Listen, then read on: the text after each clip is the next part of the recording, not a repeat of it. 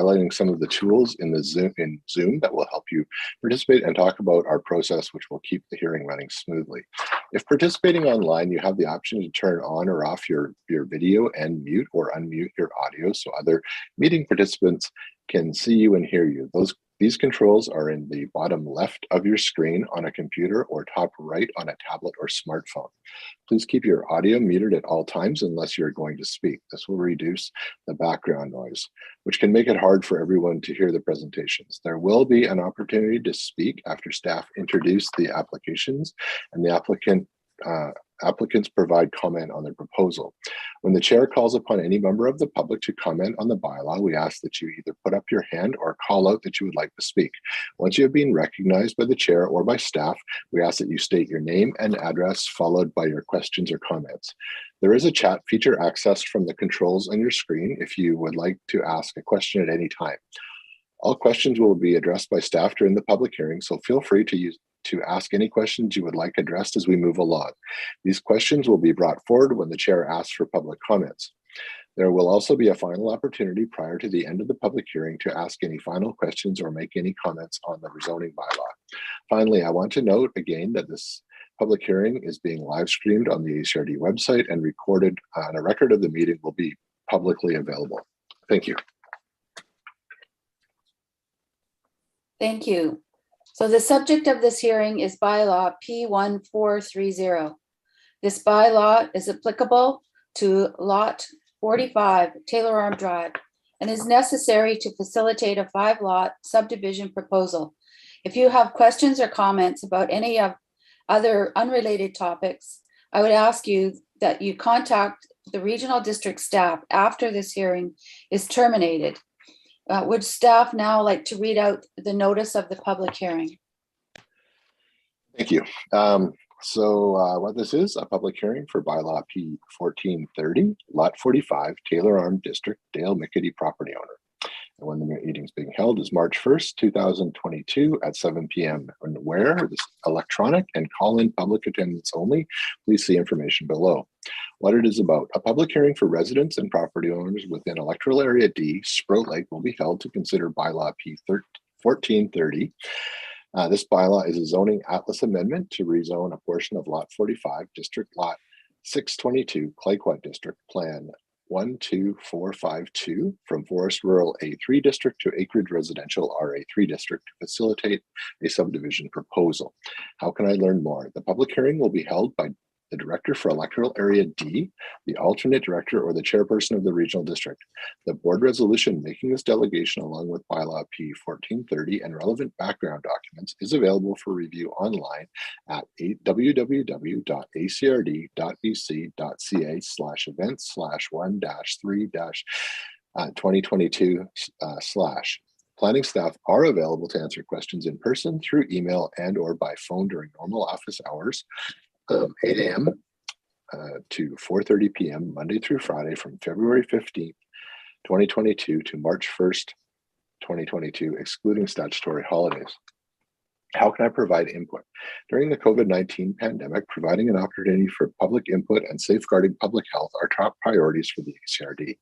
Consider written submissions as an effective means to provide your input. Anyone who feels their interest in property will be affected by the proposed bylaw will be afforded a reasonable opportunity to be heard. Options include participating in the public hearing by electronic means using Zoom video conferencing or teleconferencing, and or submitting correspondence to the ACRD. If you wish to participate in the public hearing electronically or by phone, full instructions to do so are available on our website at www.acrd.bc.ca/events/1-3-2022/ or can be provided by contacting planning staff by email at planning@acrd.bc.ca or by phone at 250-720-2700. The public hearing will be recorded and live streamed on our website. Written correspondence can be submitted to the ACRD by one of the following methods. Excuse me. Hard copy delivered to the ACRD office in person in the drop slot or by mail to planning department at the address below.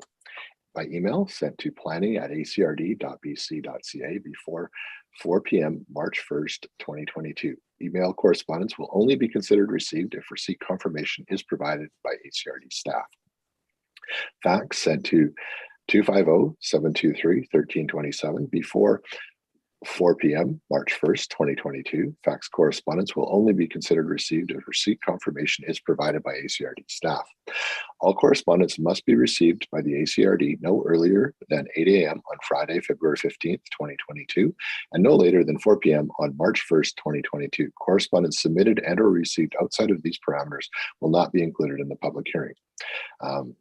Who do I contact if I have questions? And that's the Planning Department, Regional District of Alberni-Clayoquot, 3008 Fifth Avenue, Port Alberni, BC, B9Y2E3.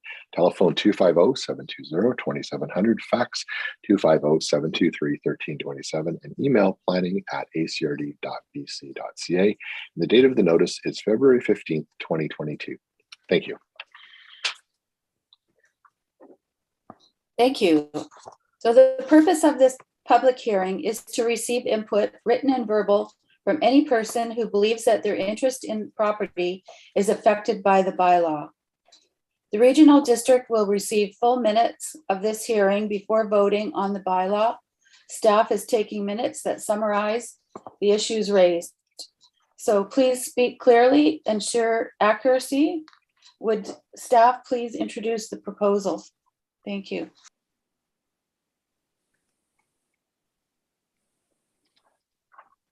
Okay, I'm just going to talk about the proposal, just introduce the proposal here. So the property owner is applying to rezone a 3.2 hectare or 7.9 acre portion of the main parcel, which is 37.8 hectares or 93.5 acres.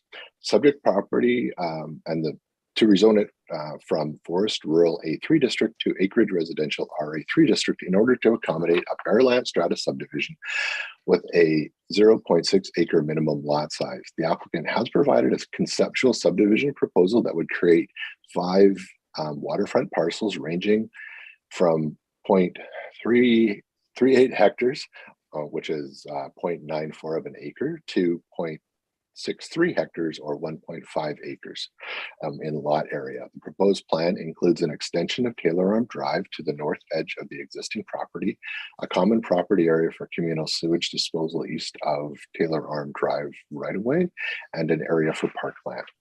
Concerns and questions in the written correspondence included regarding parkland, access to lands beyond the property, and the development of the rest of this property. Staff note that any development outside of the existing zoning would be subject to a rezoning application and would include public input. District Lot 950 is provincially owned Crown land, and the Sproat Lake Parks Commission has previously discussed access to this property for public park use.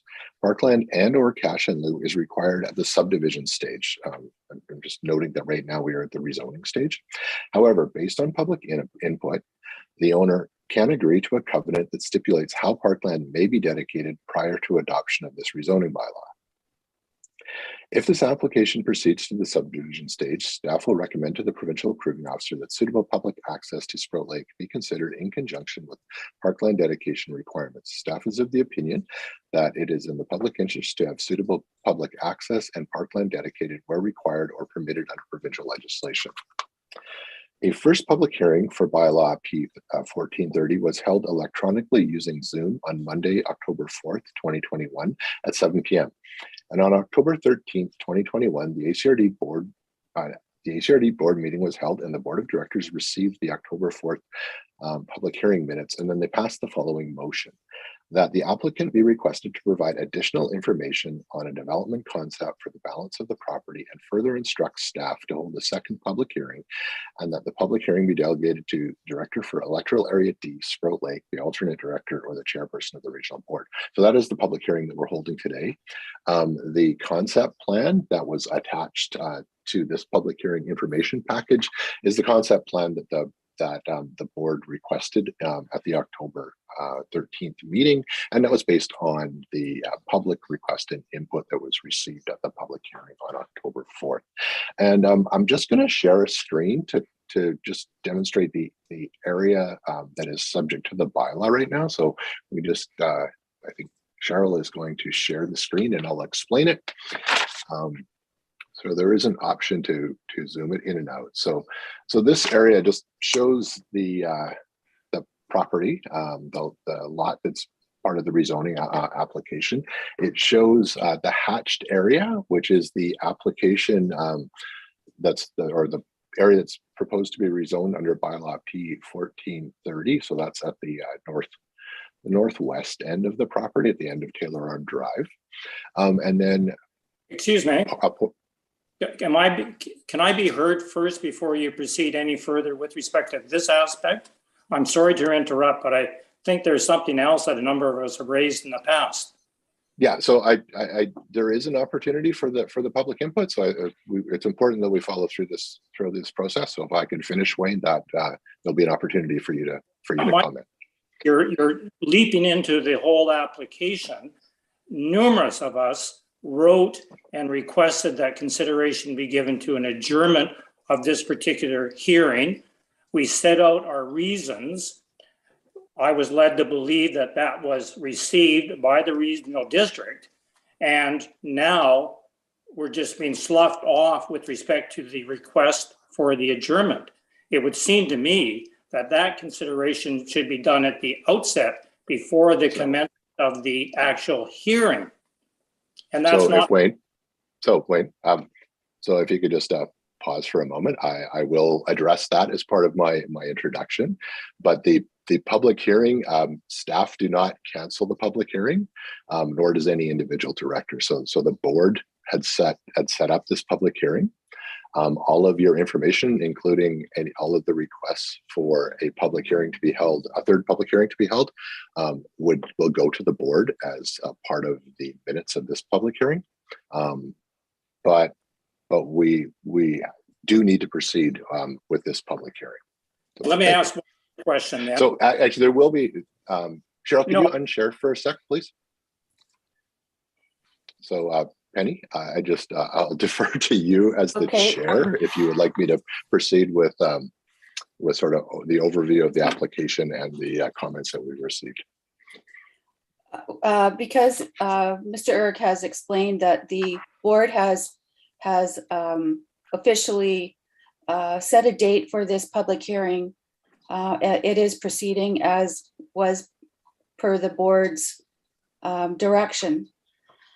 The comments that residents have sent in asking for a postponement will be part of this, the minutes of this public hearing. And at this time, we will take those comments from the public once the applicant has a opportunity to add anything he'd like to officially put forward what was asked of him at the first public hearing. So giving the applicant that opportunity is what the board did, and we're just fulfilling what the board's recommendation or date set for this public hearing. Yeah. We did hear that there was a number of people that did want it postponed, but that's not what the board never received that before the public hearing date was set. When did the board set the public hearing for today's date?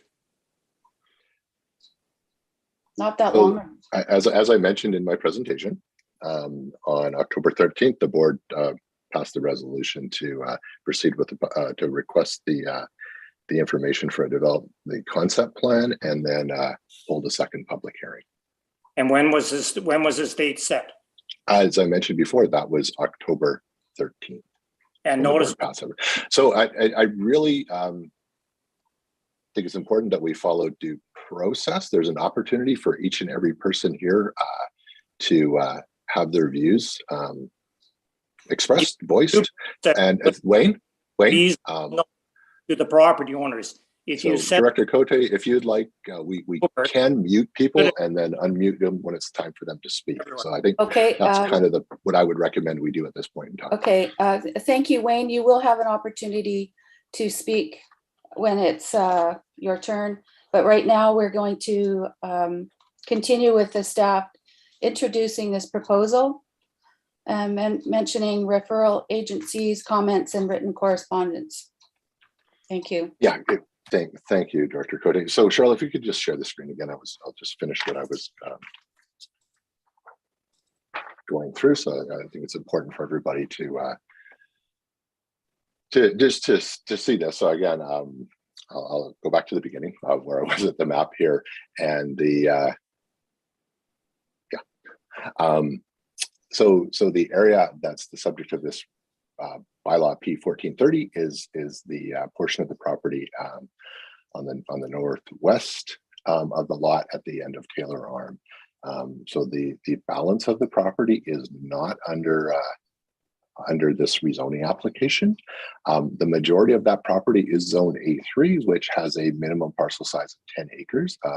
There is a portion of the property that is zoned RA1, which allows smaller lot sizes, similar to the lots along Taylor Arm Drive that are along the lake. I wanted to make a comment around the proposed lots. So the applicant is proposing 5 lots, and I'll explain the covenant that the applicant had previously agreed to in a moment. So that density, based on the area that's being rezoned there, would result in about 1 lot per 0.64 of a hectare. The concept plan, and again, I want to reiterate that this is only the concept plan, but it was requested by the board that the applicant submit it. Based on that, with the total number of lots proposed, it is approximately one lot per 0.74 of a hectare. And I would note that in the Sproat Lake Community Plan, this property is designated as residential, and that residential designation sets a minimum parcel size of 0.24 of a hectare. Now, zoning has to happen as well, and that's why we're here today. So Cheryl, if you could unshare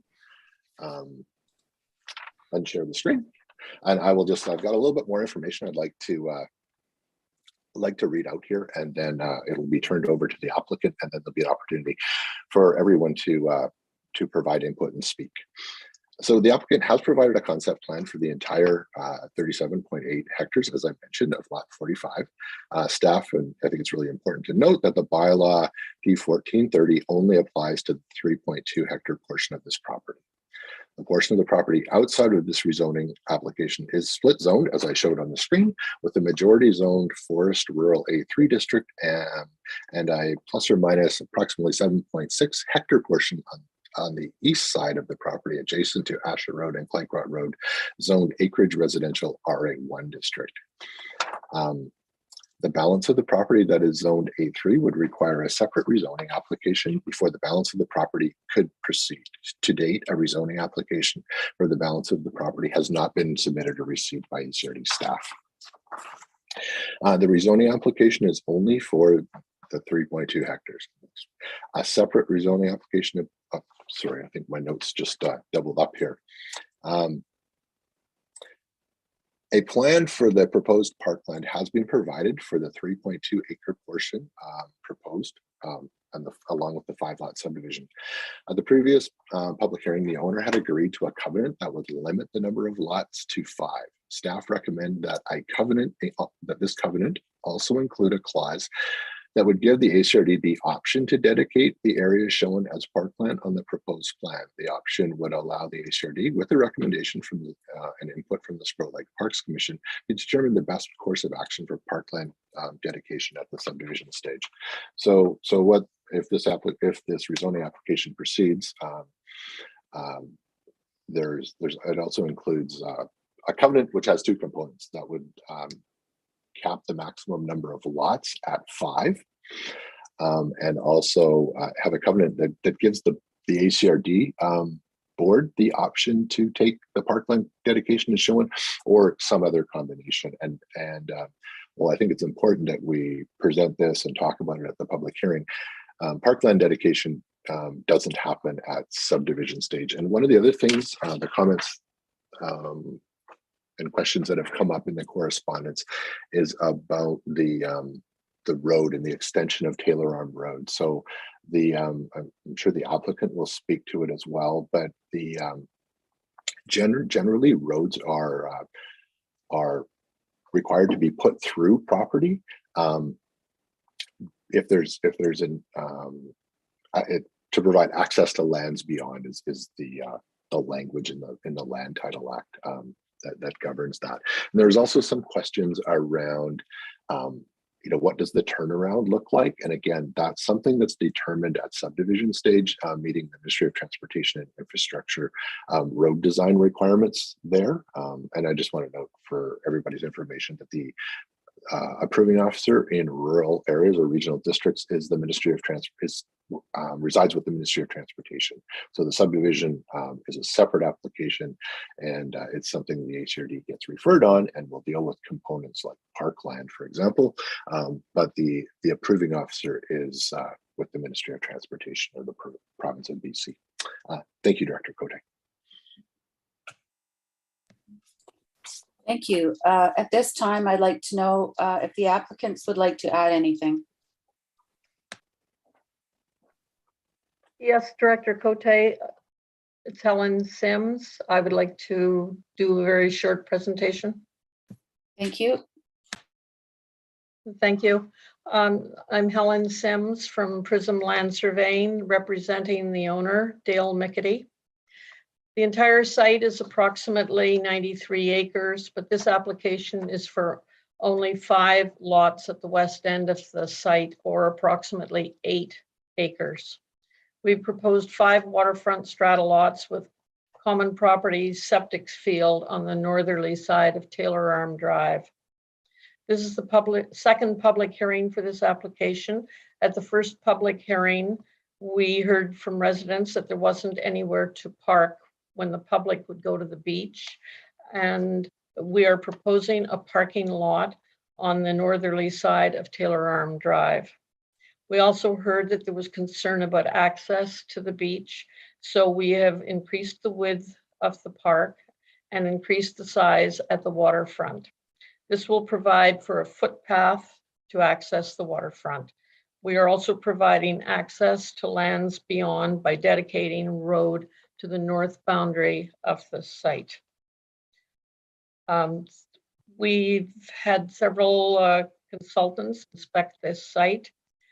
H2O Environmental has inspected the soils and prepared a report that recommends individual septic tanks on each lot that will have a common dispersal field on common property on the northerly side of Taylor Arm Drive. This report was submitted to ACRD with the application. The second consultant was Toth and Associates, biologist, who conducted an investigation of the entire site and has flagged the 30-meter setback from the wetlands. The common property septic disposal area will be more than 30 meters from the wetlands. In addition, this proposal is subject to 5% parkland dedication or cash in lieu of parkland. We've proposed a waterfront park with a trail access plus a parking lot, which is about 13% of the 8 acres. Mr. Erga has said that the staff recommendation is for a covenant to be placed on title to determine the amount and location of the park, and our client is in full agreement with this requirement. That summarizes my presentation. We also have Mike Lang, from a professional engineer from McGill Engineering, and Steve Carballera, professional geoscientist from H2O Environmental, with us tonight. And so thank you very much, and we are happy to answer your questions. Thank you. So at this time, this is opportunity for the public. So we will now hear from members of the public. Please wait until you've been recognized by me. State your name and address before beginning. We will hear everyone wishing to speak for the first time before allowing second comments. So if you'd like to raise your hand, or, okay, I see Larry McMahon. Please state your name and address. Thank you, Director Cote, for allowing us to address this application. I'm Larry McMahon, 11010 Taylor Arm Drive. There's kind of two areas I'd like to focus my remarks on. And firstly, I cannot support this application for a variety of reasons that I detailed in my written response that has gone in. But secondly, the ACRD's process for this application is what I want to speak to first, because it leads directly to my lack of support, for this zoning application. First of all, my principal residence is here in Victoria, where I am now. Had I not been up at the lake a day before that notice went up on the telephone pole, I would only 4 days ago have gotten the written notice in my mailbox advising me of this hearing. And I'm not aware of any other notifications or information about this hearing coming up this quickly. Having reviewed the application, one of the things that I find really disturbing about the process is that both of the maps that detail have major changes on them. This new park dedication that looks like it's about 100 feet now on the waterfront, but also this parking area that could accommodate possibly 25, 30 cars. And in the application, there's absolutely no explanation as to what those major changes were to allow. And these two maps are, in my mind, almost contradictory. The first map doesn't show where this new lot, a new parking lot, is extended, and extends into property that isn't shown on the official map that was part of this application sent by the ACRD. That aside, this property is just way too complicated to address rezoning into a 70-year-old neighborhood in this fashion. And I realize that there's probably a statutory requirement that this is the way hearings have to be held with the notice and so on. But I mean, this property probably has up to 50% of it is sensitive riparian wetlands, and it all drains into Sproat Lake, our drinking water. And it's with the public road access that's being suggested that goes to the northern boundary. It takes us to undisclosed future plans for the Crown land and lands beyond. And that's why I feel this form of application it's just not appropriate for this kind of complicated property. And to me, if this application is ever to come forward to the public again, it needs to come form in a different format where everything to do with this property is dealt with all at once. And we need to know what is happening or what's going to happen to the lands beyond the northern boundary, of the property, because we all feel that this is just going to lead to a lot of activities on that beach that's just going to be opened up to uncontrolled supervision. And I just, feel that we need to come up with some other form of getting citizens or owners involved in some kind of meetings about this property, maybe similar to how the ACRD handled the organics thing, or how they've handled the docks thing, where owners can ask their questions, we can get answers before this comes to a public hearing like this. I just, again, these are the primary reasons why, we can't support this application. The current zoning of the property, which has been in place since the original subdivision, is adequate to protect the neighborhood as it is, and the developer could proceed on with what zoning he has available to him now. So those are my main points regarding this application. And lastly, thank you for hearing our concerns. Thank you, Larry. Does the applicant want to respond now, or should we wait for other comments? Is there anybody else that would like to speak at this time? Why don't we let everybody, all the Okay. public who wish to speak first. Okay, your hand is still up, Larry. Here, I see Doug Ferguson, your hand. Please state your name and address. My name is Doug Ferguson, and I have property at 11148 Taylor Arm Drive. I would just like to ask some questions about the request for parking that Ms. Sims brought up. At the last hearing, I recall us being concerned about cars parking at the end of the road, but we didn't request a parking lot. And in fact, I'm really not in favor of what you're proposing at this stage. And it's impossible to tell if the parking lot that you're proposing is part of this application or a subsequent application for the larger property. But I would suggest, if parking is going to be provided,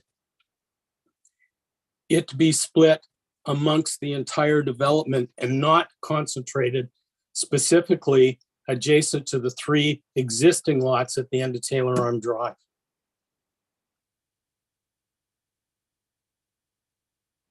That's all I have to say. Thank you. Okay, thank you, Doug. Is there anybody else that would like to speak at this time? I can only see one screen, so. Elmer Ben has his hand Elmer, up, and so does Bob Milton. Okay, Elmer, and then Bob, please. I don't think you're on the thing.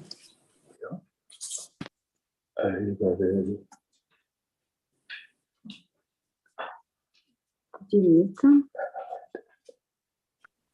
You're still, there, you're unmuted now, Elmer. Sorry, thank you.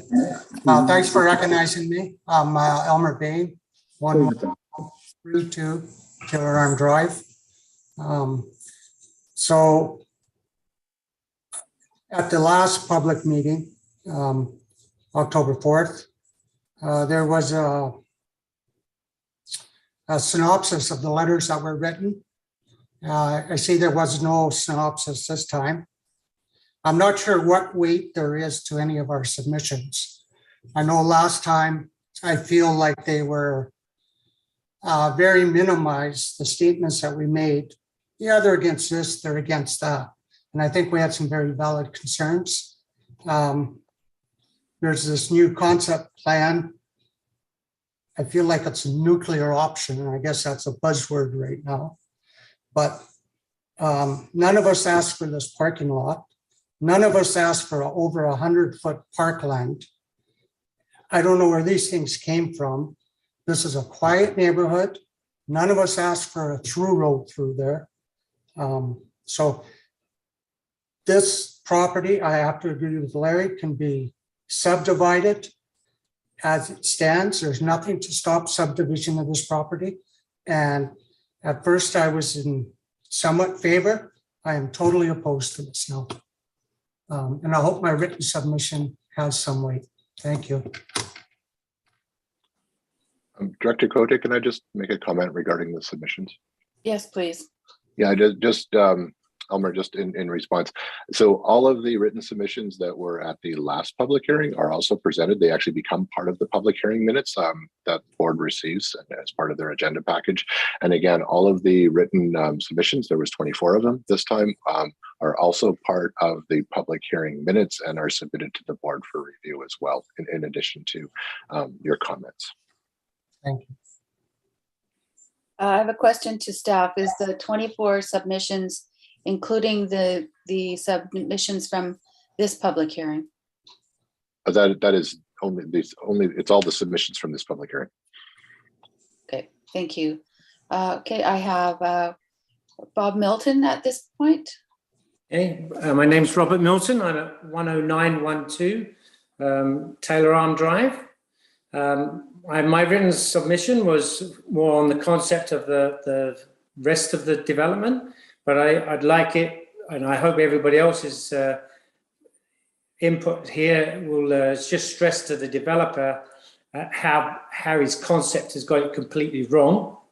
With regards to the proposal for this bylaw, the new developments, I'm completely against them as well. I think the concept of parkland or putting a parking lot at the end of the road is not very suitable for this neighborhood. I'd like to go as far as to say that they should remove that boundary line and have any thought of having a waterfront park accessible for anybody should be removed. I'm sure people who actually buy properties would not want a piece of parkland in front of their property before they get to the waterfront. So I think this new proposal, new development concept is worse than what he had before, and that's my thoughts on that. And for more developments of the conceptual plan for the rest of it, I have very strong arguments against that as well. Thank you. Okay, thank you. And Larry has his hand up, and then Wayne Smith also has his hand up. Okay, thank you, Larry. Okay, hi, I'm Larry Kahn and Deborah Schanbaum. We are the owners of 10796 Taylor Arm Drive. I'd like to start off by firstly echoing Wayne Smith's concerns about the lack of adequate notification to property owners. Many of us do not live on the lake, and for some of us it was just fortuitous that we happened to be there when the signs went up.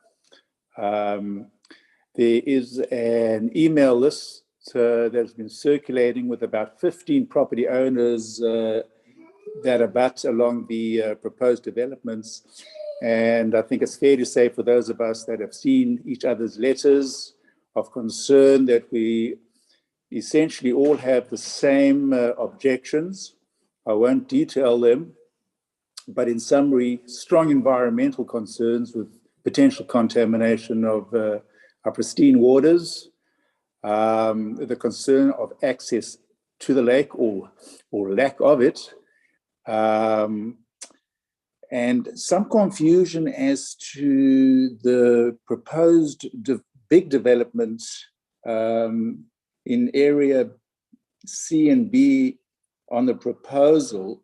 And maybe we could hear a little bit more about that, where about 50 homes are being suggested.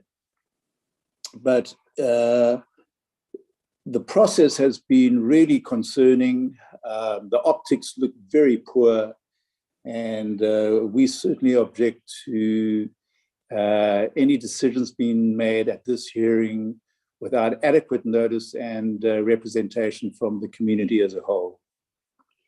Yeah, and I just also, think that a lot of people, I think that the process itself seems in bad faith, to be frank, in that it's being. Sorry, can you please state your name, please? Oh, Deb Scheinbaum, as my husband has just said. I live at the same address. 107, what is it, 356? Yeah, 10796 Taylor Arm. Thank you. Yeah. So yeah, it does appear as bad faith, but the timing, number one, the splitting of the two properties or the two hearings into two different zones, when in fact it really should be taken in its entirety, in my opinion, because they do affect each other, and they do have implications that are additive for, really, my concern is the environment, the animals, the riparian land, the water. I mean, it goes on and on and on. And having one company do an assessment is probably not sufficient, in my opinion. We don't know if it's biased or not.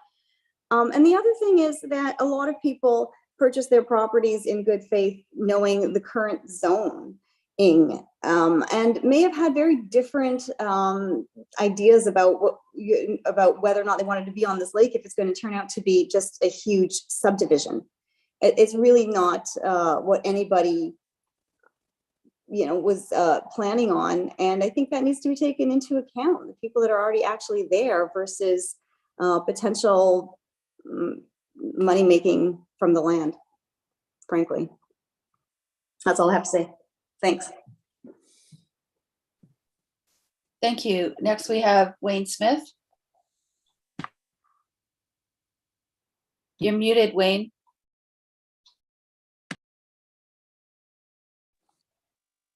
Can you hear me now? Yes, I can. Thanks. 1780 Taylor Arm Drive. I look at this from the outset with respect to the process that has been undertaken by the regional district. What I think I heard earlier this evening, when I was perhaps being rude, and for that part of my performance, I sincerely apologize, but it's so foreign to me that we're embarked upon this hearing when consideration, as I now find out, cannot be given to our request for an adjournment of the hearing. The member of the staff that I rudely interrupted indicated that this meeting was set in October of last year. The notices were posted sometime about the 17th of February around our area, or maybe even a little bit earlier. Significantly, my notice that was mailed to me was postmarked the 15th of February. That didn't arrive in my community mailbox until the 18th of February. I presume other people are in a similar position. Notice is minimal at the most. It hasn't given the property owners the opportunity to discuss together, develop any type of approach to this application. I ask, why is it that the notice of this particular meeting only went up on your website, I believe, on either the 16th of February, notice written went out on the 15th of February, and here it is, the 1st of March. I believe I heard a meeting was set at some time in October. So the developer has had months and months to prepare for today. We, the community, significantly interested, significantly adversely affected by this application, are given perhaps legal, technical notice. We haven't been given notice of any type of courtesy, reasonable. It hasn't been effective. The community, a lot of the people don't spend time at the lake throughout the winter. They would have only received letters just days before the meeting. It's not reasonable. It's not fair. It hasn't been effective notice, in my opinion, to the community. We have to have the opportunity to properly prepare and deal with the application as we determine. That opportunity hasn't been done given to us by the regional district. I don't know why the regional district wouldn't be interested in delivering more significant notice to us. That's all I got to say about that, and I hope our written objections will be seriously considered by all the representatives. It's all written, it's put down, timelines. I even did the addendum indicating when I received my letter in my mailbox. It's all there. I just can't, it's not,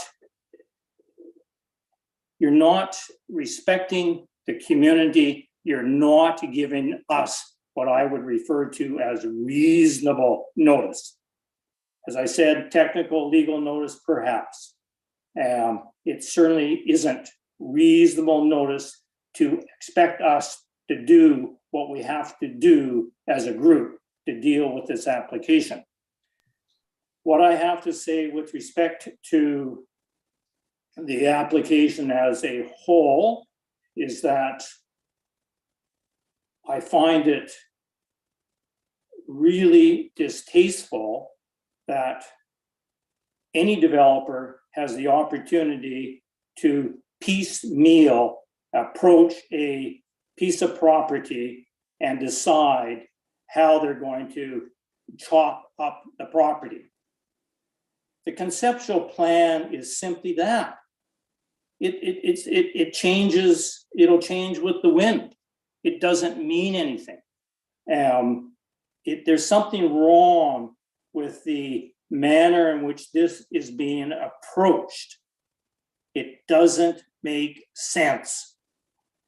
You can't look at this pristine property and start hiving off sections because it's a benefit to the developer.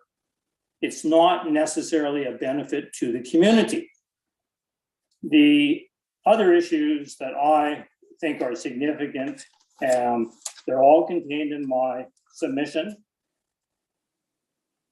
One thing that I have to emphasize is that I do not understand why the regional district wouldn't give consideration to obtaining their own geotechnical engineering report with something so significant as large septic fields or systems, whatever they are, and the potential to contaminate our precious water source. We all drink the water. And there's been so many issues raised by others in their written submissions about water. The regional district should be considering an independent study. We all know that there's experts on one side of the line, experts on the other side. And you know, why he's got his experts. Why don't we have someone independent? Maybe this is something that the community is going to have to consider themselves if the regional district wouldn't contemplate this. I think that's probably where I should stop. But overall, to me, it hasn't struck me as a just process. There seems to be some sort of urgency in getting this moved along. And that, to me, isn't of any type of benefit to any of the property owners or the community as a whole. Okay, thank you, Wayne. If there's anything new, any new information, I think we've heard you discuss about the lack of process that you are stating that you figure that this public hearing hasn't, and about the water, and if there's anything new, I'd like to hear. But if it's just a repeat, then it would be nice to let somebody else speak at this point. Well, I'm sorry that I'm taking up your time. I'll pass the microphone to someone else. You'll have an opportunity to speak again, and I appreciate your comments. But I would like to move on. So we have, I see Norm's hand up. Please recognize. Hi, my name is Norm Cardinal, and I'm at 11022 Taylor Arm Drive. Most of the things that I was going to bring up have been brought up already, so I'm not going to elaborate on those things again. But what I will suggest, based on this current application for this lot, and I think everybody has brought this point up. This parking lot issue seems to be a very serious problem for all of us. And I don't understand what the necessity of putting in a public beach in that area. This is very close to all the residents that live around there, including the applicants selling off these lots. I mean, they're going to even be closer to this property as I see it. I don't understand the parking lot. I think it lends to bringing in people who are not have anything to do with Sproat Lake to park their cars and end up having parties. And we all know how the sound carries on the lake at night. You can be across the lake and you can hear everything crystal clear. I don't understand, so close to a community that we've had for so many years, that's a quiet neighborhood. I don't understand where that is. And I guess my question will be, is where is this process at, as far as I'm not quite understanding, where does it go to next as far as this application being accepted? Can you explain to me the process of that and where we get to, and how much time do we have to speak again? Is there going to be another format to speak at, or is this the only one to speak at? Thank you. I'll refer to staff. Can you answer that, please? Sure. So the process is that this goes back to the board at the next board meeting. The board would have the option to proceed with second and third reading or deny the application, or if there's additional information requested, that is the board's option as well. So the next step is it goes to the ACRD board. Certainly, have heard the comments around the parking lot specifically, and I think it's important we'll let everybody speak, and then I'll certainly invite the applicant to speak, and they can address, the things that they've heard, and then they could specifically address the parking lot issue as well. So, did you have any other comments, Norm? No. At this time, I just don't understand that process, and we all of us who have spoken here tonight bought these properties because of what Taylor Arm Drive was to us, and it's a precious property that I bought, hoping that it would remain the same. Clearly, we're moving in a direction that I didn't anticipate, and it is concerning at this point for all of us. Thanks.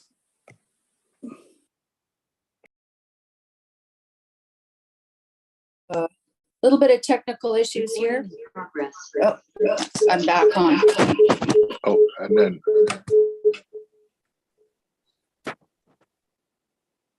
I think it's Helen Erasmus is the name on there. I'm sorry, I'm not sure your first name. So Mr. Erasmus. My name's Murray with my wife Helen.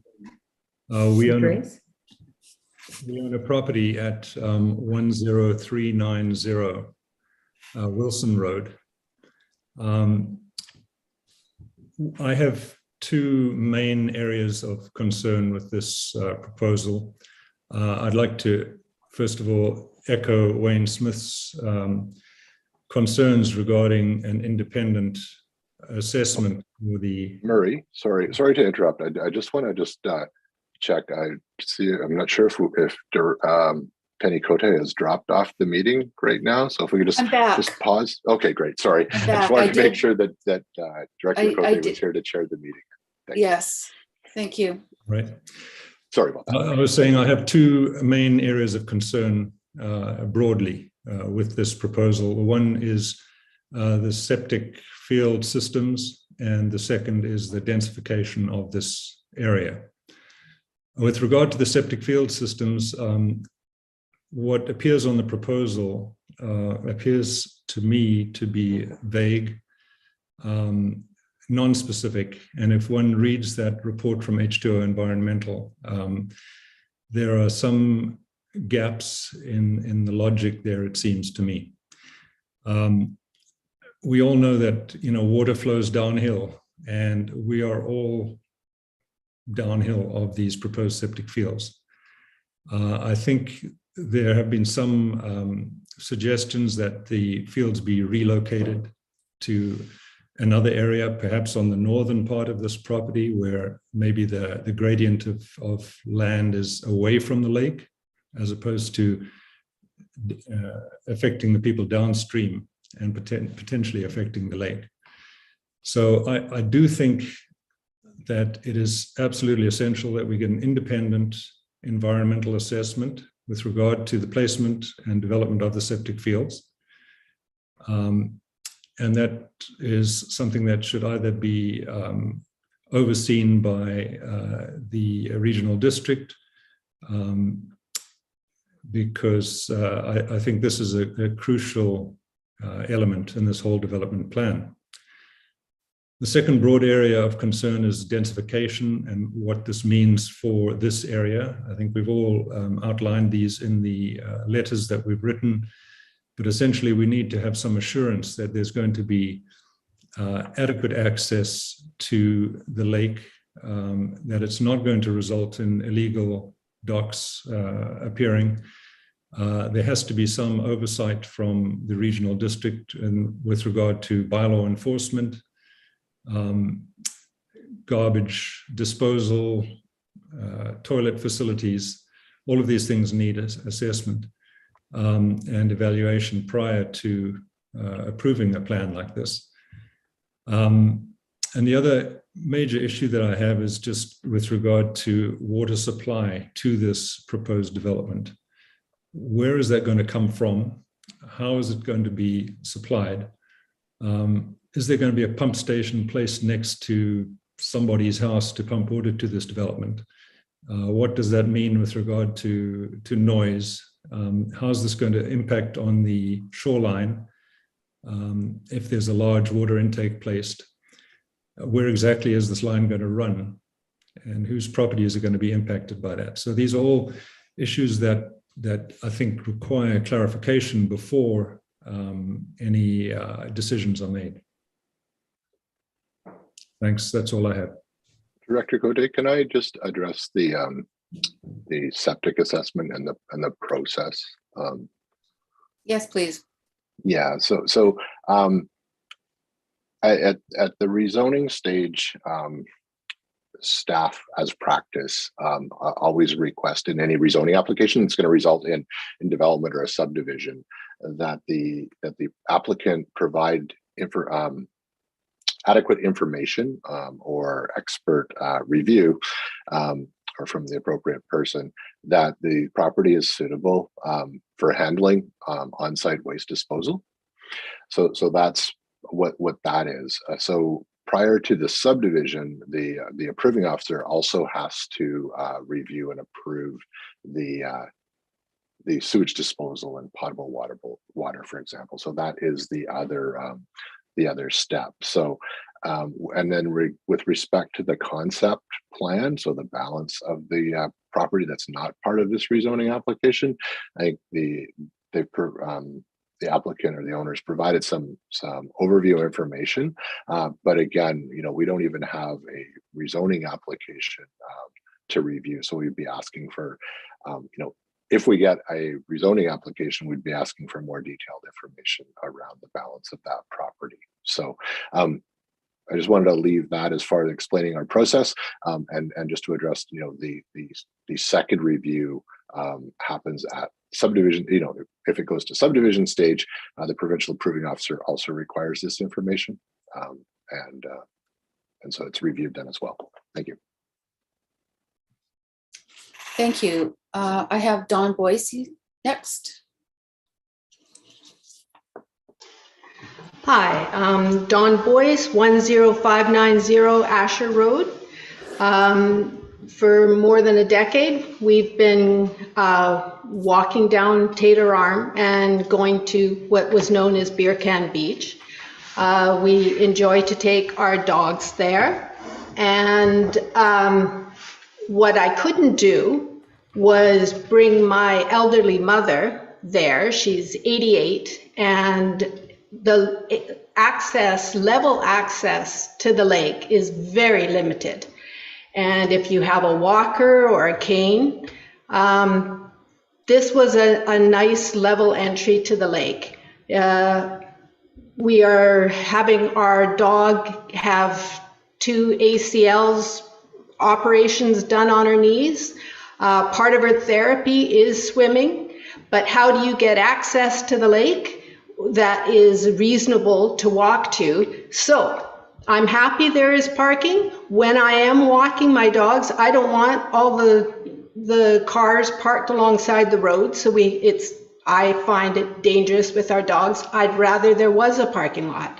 I think that the park area provided seems very nice and very reasonable and nice for anybody around the lake to be able to enjoy. So that's all I had to say on that.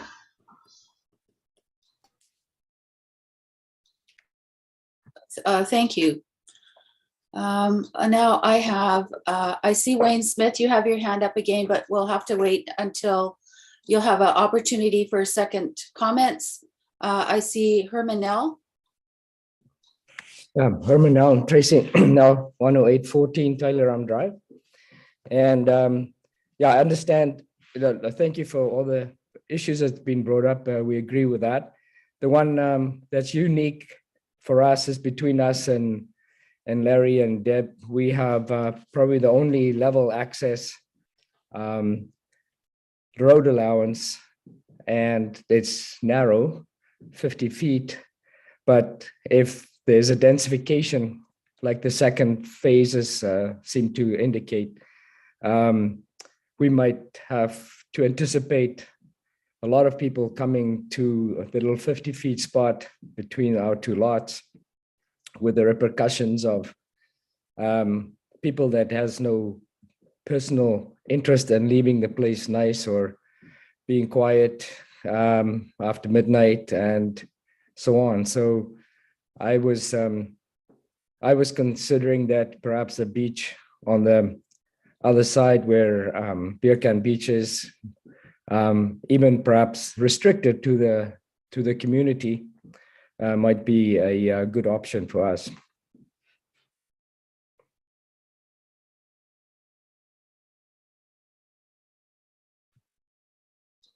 Thank you. Is there any more that you'd like to share? Yeah, part of that, if there's a beach with appropriate access to toilets or change room or whatever it might be, so that we don't have people that spend time on the beach here and there's no place for toileting or, things like that, things might really deteriorate. Thank you.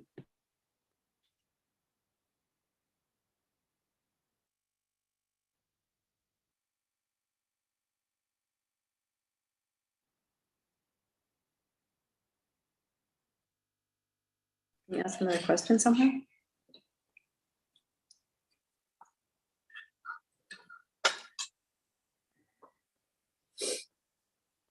My apologies, my internet went down again, but I'm back.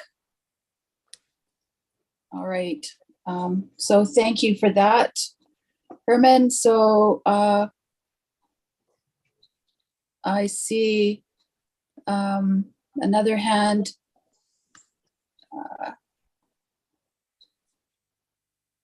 Oh, Anton? Yeah. Okay, Tony Siegfried, 11150 Taylor Arm Drive. 3 lots from Beer Can Beach. I've lived there for 43 years, and a point came where the police stopped coming, dealing with rowdy parties that have often left fires behind as they walk out. That's when I asked the previous owners whether I could be the caretaker.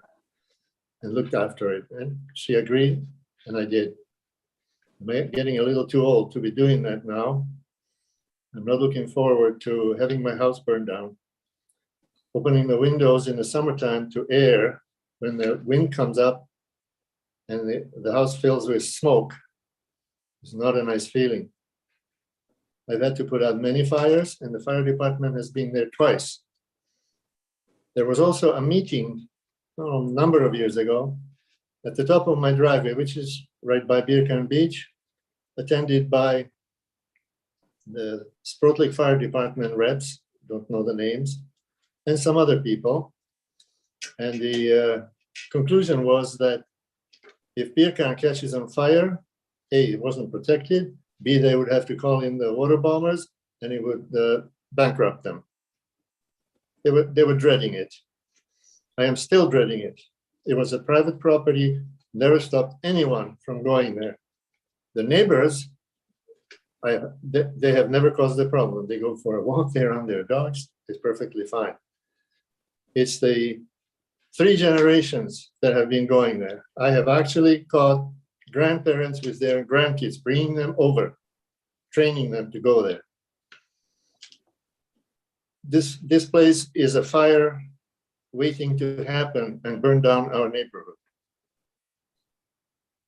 I want to appeal to Dale, the owner, to change his plan, divide into 2 huge waterfront properties for which there is a completely different market. In my experience, the wealthy people, and I'm talking about really wealthy people, will gladly pay extra for a property that provides them privacy by the sheer size. If he applies for subdivision of 2, he does not have to dedicate any road, and that is crucial, because if there is a public road to the adjacent crown lands, there will be nothing but camping and fires all the time, and no one will look after that. No one. So much for the access.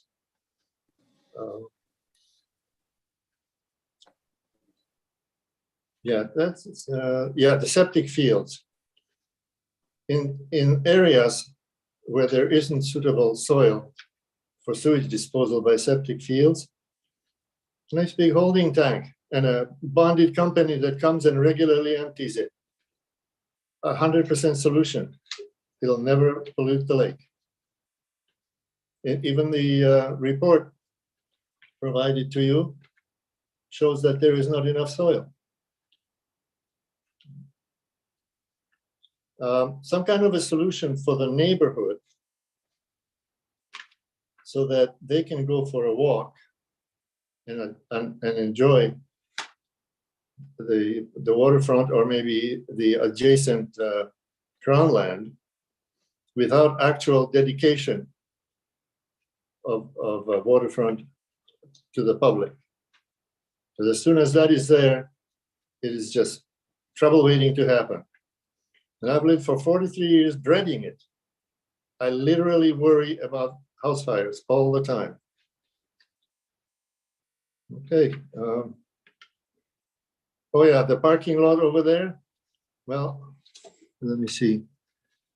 Dawn Boyce and her elderly mom may be some of the very few people who would use it.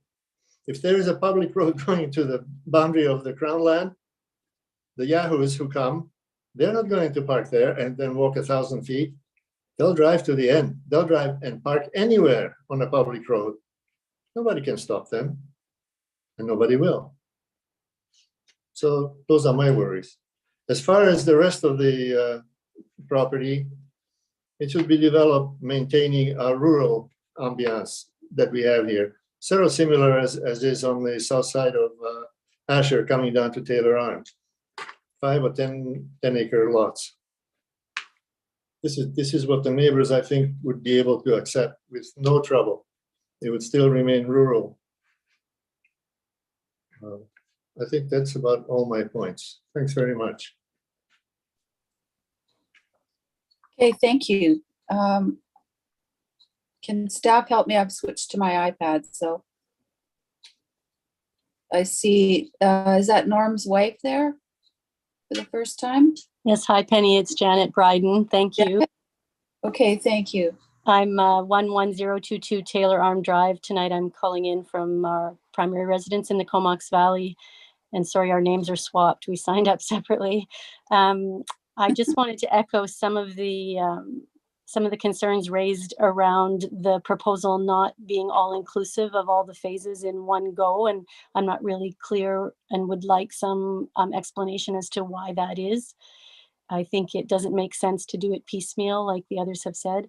I would also like to echo my concerns about the parking lot, although I fully support providing spaces for people who need access to be able to access. I think having a large parking lot at the end of an uncontrolled road will lead to concerns with bylaw enforcement. We've seen it on the road already with even some of the people who live and rent out their homes. So having a increased density of people who are coming from out of the area potentially to an uncontrolled area. And I hadn't even thought of fire. So thank you for raising that. And then Norm, thanks. I guess it makes sense. We live together. I was really interested in the process of next steps and where we go from here. And I'm wondering if there's a document that could be shared that outlines those steps more clearly for us to refer to.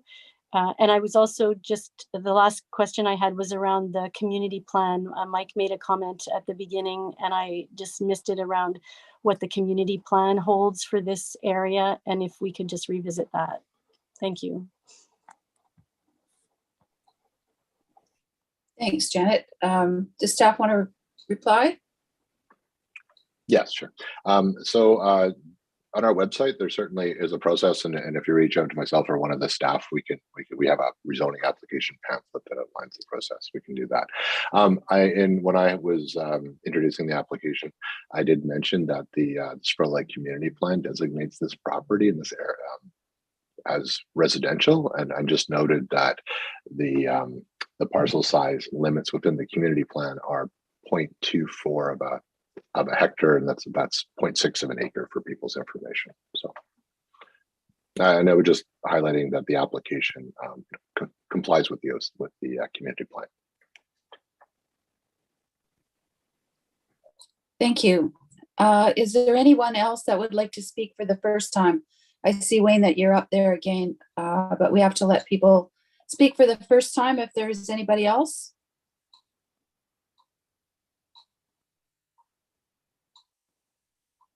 Okay, I don't see anyone. If staff can help.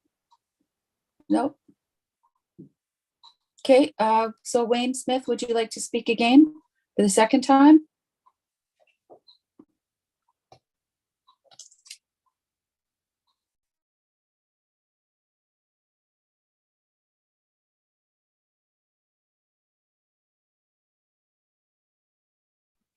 Yeah, sorry. I'm sorry, Wayne Smith, 10780 Taylor Arm Drive. A very simple question.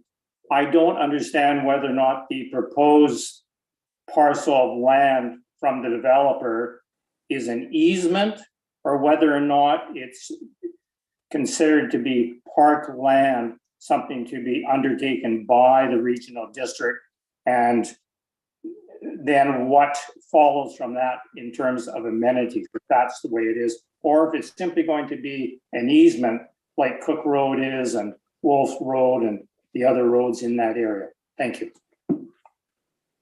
I could certainly answer the question. So the area showing on the map as parkland is, if that's how it is dedicated, it is dedicated as parkland and then managed under the ACRD's community parks programs for like community parks. So at subdivision stage, they deal with the parkland dedication only, and then it can be managed by the ACRD sort of as they see appropriate. We have various levels of parks throughout the regional district, so some are more passive and some are more actively managed. And as I'd mentioned in my introduction, if this application proceeds, staff are recommending that the covenant provide the ACRD the option to take the parkland dedication, and that would need to be in consultation with the Sproat Lake Community Association. And then I certainly would encourage the applicant when they have an opportunity to address the comments here to speak to the parkland dedication. So, Thank you. I think that would go to the Sproat Lake Parks Commission, not the Sproat Lake Community Association. Sorry, yes, it is parks. I didn't mean to say community association. Yes. Thanks. Yes. Thanks, Penny. Okay. Is there anybody else that would like to speak? I just want to remind you that this is your opportunity for any comments to the board regarding this application. Your written comments that have been submitted will be part of that presentation to the board, but is there anything? Oh, what? I don't know where my hand is.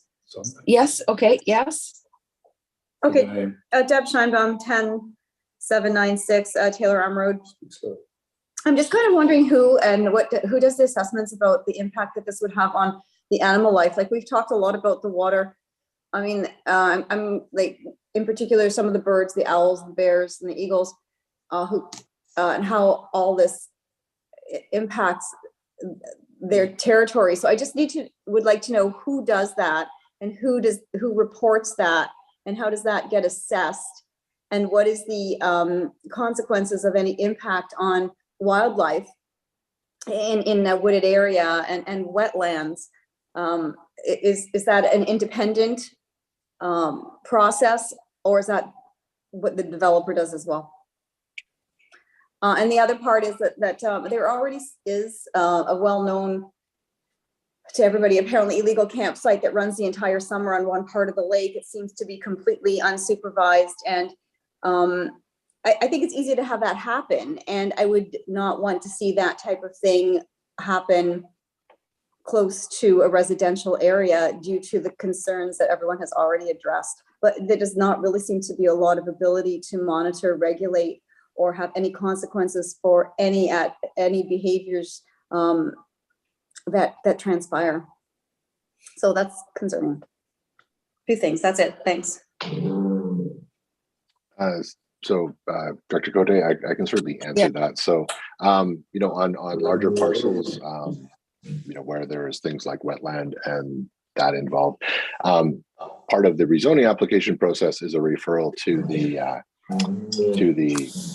Ministry of Environment provincial staff, and then the applicant had mentioned at the beginning that they had engaged a biologist as part of this process. Go ahead, Larry. I'd like to also add that if this becomes part of the parks, then it is managed by the Sproat Lake Parks Commission, should they take this on. Okay. Thanks. Can I make a comment, please? Yes, please. Yeah, so just further, it's Larry Kahn, 10796 Taylor Arm Drive. Just further to Debbie's comments on wildlife and the impact of these developments. We equally concerned about the impact of wildlife on the riparian area at the end of Cook Road, where our property borders. There is some wetland with some migrating birds, for example, that would not be part of the development area and would probably, or correct me if I'm wrong, would probably not fall into an environmental impact on the said property. Can I have a comment on that, please? I'm unmuted already. So yeah, typically the assessment is done on the subject property and the impacts of that property. It wouldn't be expanded, necessarily to the surrounding area that's already developed. I mean, you're talking about the Cook Road allowance. Yes, this is a very big concern for us in that area, because the density is obviously going to result in substantial traffic down the one and only accessible road to the lake, as Hermanel mentioned. So we really don't want to hear that this is kind of been sloughed off because it's not part of the development plan. It's crucial to have, we already have traffic down Cook Road. It's not unusual that we have to clean up the mess left by people who use it. There are no facilities, there's no room for any facilities. And the sort of comment that it's not part of, it's not our problem becomes, it becomes the community's problem because it's not part of the development application is I think, somewhat disrespectful to the community. We need to know that Cook Road, which is the only access from this huge developments, will not become a thoroughfare for, unregulated access, multiple parties, pollution, toileting, etc. I'd like that to go on the record, please. Sure, and it is, and I will certainly. I'll try and speak to that a little bit. So, I think, again, I'd mentioned at the beginning, we don't have an application for the balance of the property yet. Certainly, I'm here, as the manager of the planning department of the regional district. I've heard the comments. So if we get an application for that, we would certainly take what we've heard here, into consideration. And then there would also be an opportunity for a public, for a further public hearing is required.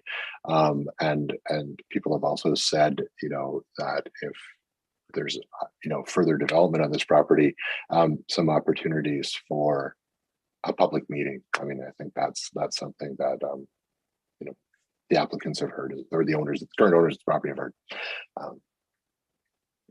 And I just, the other thing I want to note that the wetland areas are also within a development permit area that would be applicable at the subdivision stage. So that there's a biologist assessment for environmentally sensitive areas at the subdivision stage. And it doesn't address your concern about Cook Road being outside.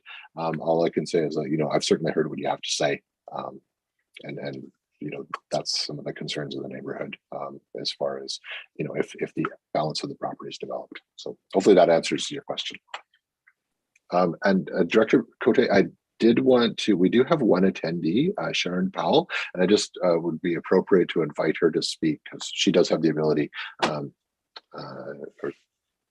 of the way the Zoom set up, so she can speak or ask questions if she has any. So certainly I can put that out if she has any questions. Yes, so we'll ask if Sharon Powell would like to speak or has questions. So will she be using the chat or she can speak?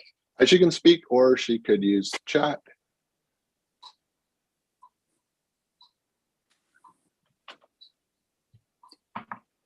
Okay, to not hold things up, I do see Robert Melton on again for a second time, please. Yes, I know we're looking at the proposal for the bylaw just for the end of the thing, but as we've been talking about the rest of the some of the other parts of the undeveloped piece that we're not actually talking about, but people are talking about the density of it. I just wanted to remind the developer that in 10 years ago, in 2012, the property adjacent to him, owned by Jack Louis, he requested to subdivide to 3.2 acres, and at that time the ACRD refused his proposal. And I just wondering the objections to that rejection. Surely those restrictions apply now to this piece of property, the rest of the 93 acres as well. So if you refused him 10 years ago, surely those objections still exist. I'm just saying that to the developer in this process of going forwards, that I think he's got his proposal completely wrong about the density that he's proposing to put on the rest of his development.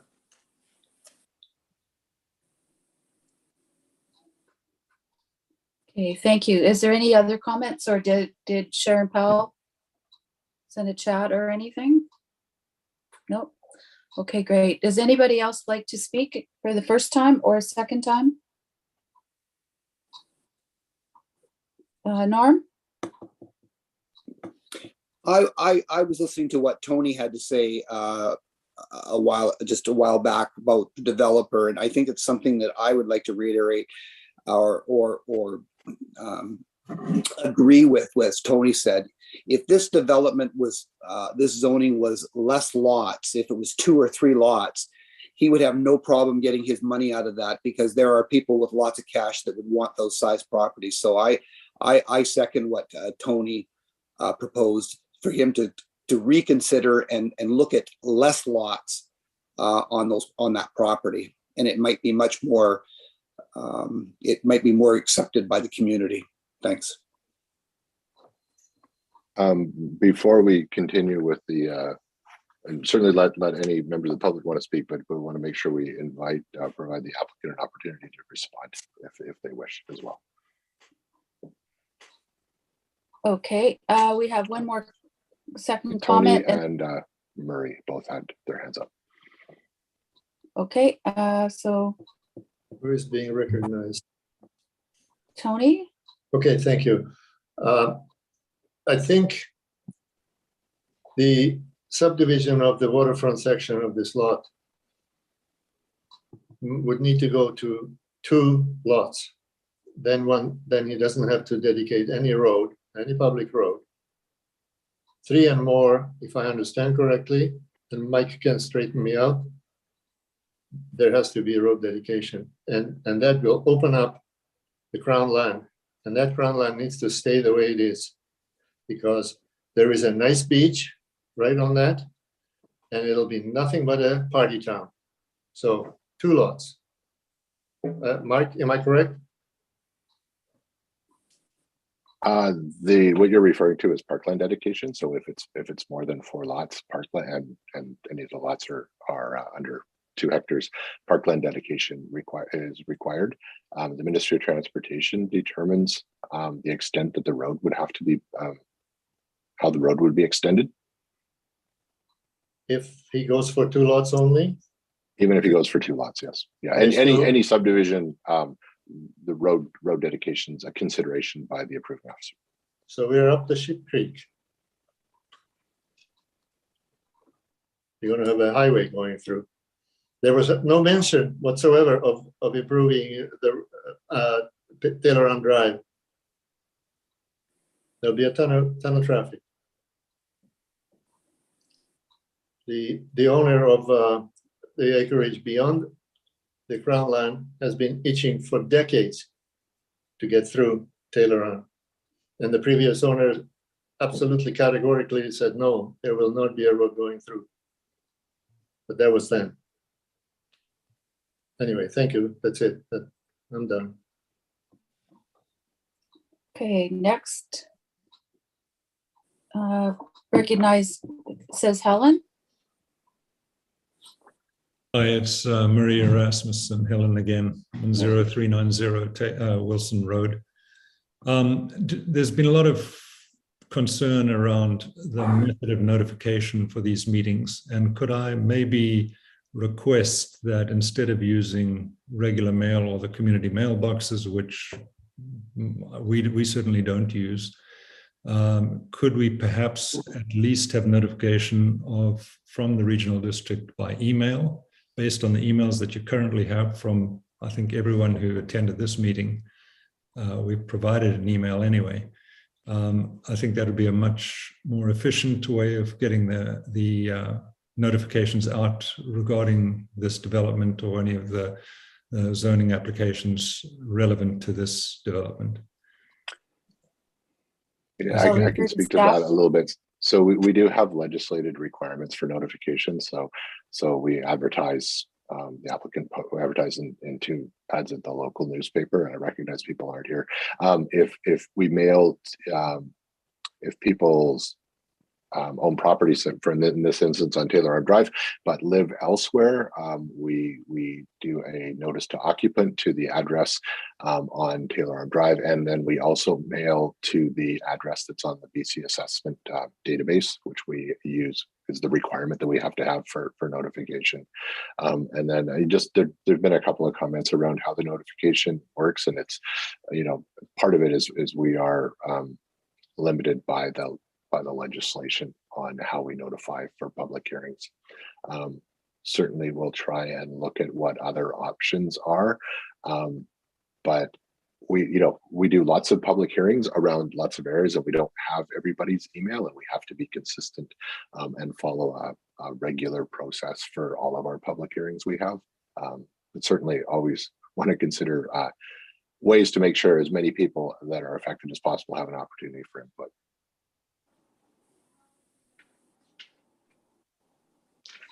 Okay, thank you. Is there anyone else that would like to speak now, or we will ask for staff or the applicant to respond?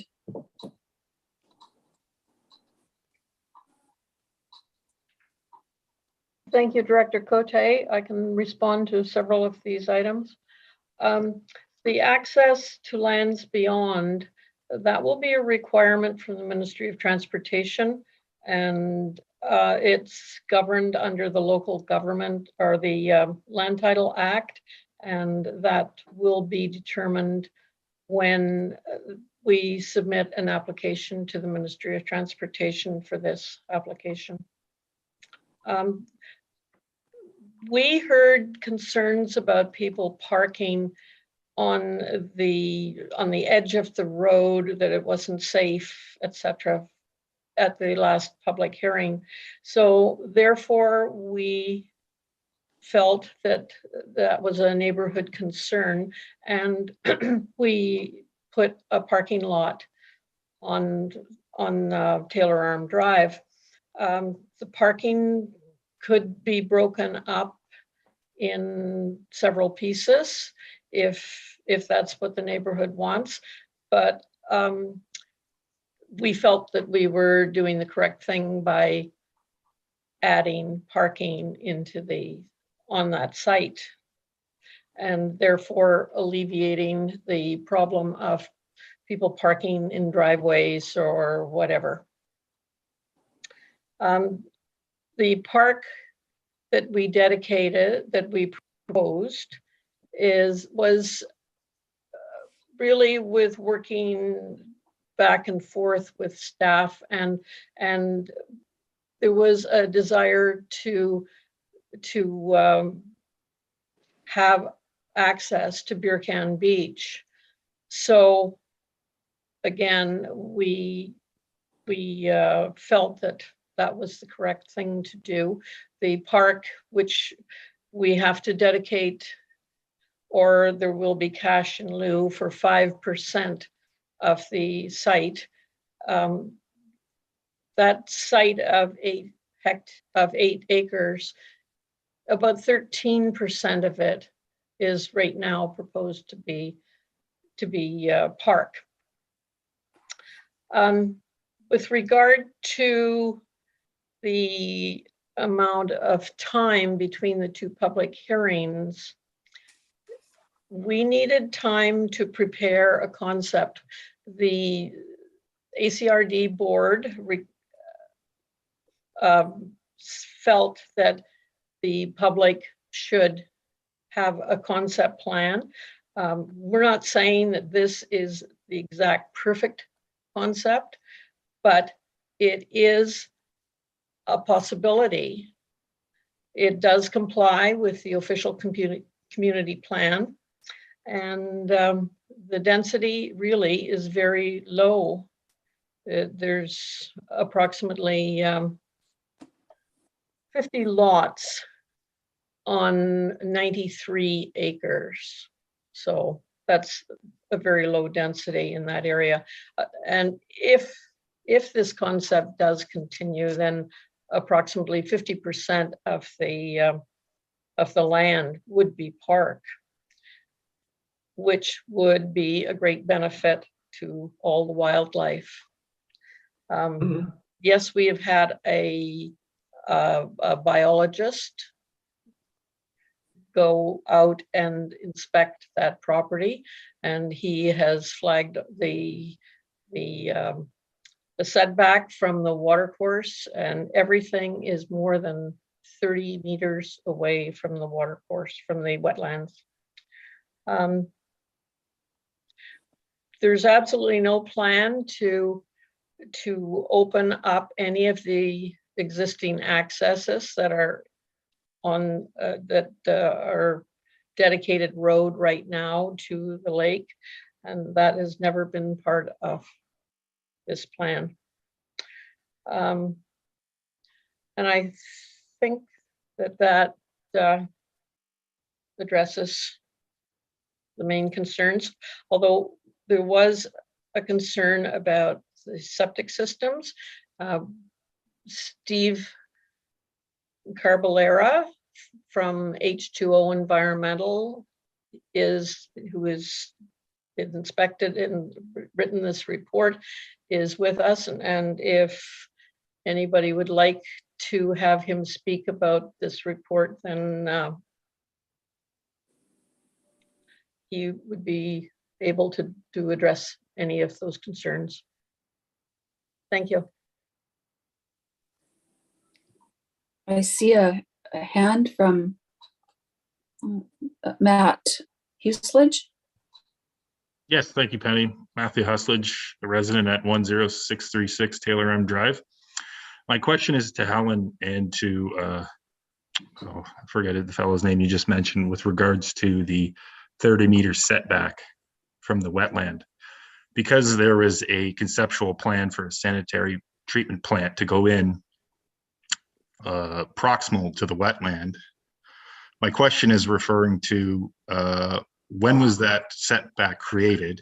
Because if I look at the map on the conceptual plan, it appears a buffer has been created based on trim data, which can vary quite a bit in terms of a wetland. Because if we look at right now where we have significant snowfall followed by melt and rainwater, you would have an increase to that wetland, and that would increase the distance of the buffer from the wetland. Do you see my point? So I guess my just big question is, when was that setback created? Was it created in the summer when the wetland would have been dry?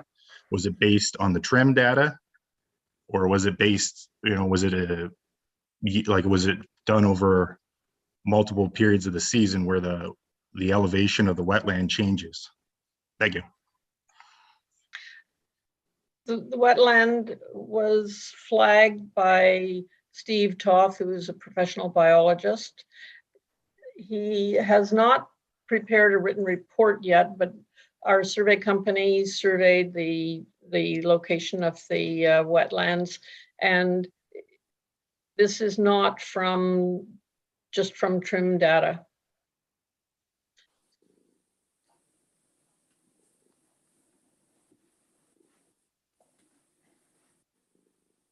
Okay, I have another question from Bob Milton.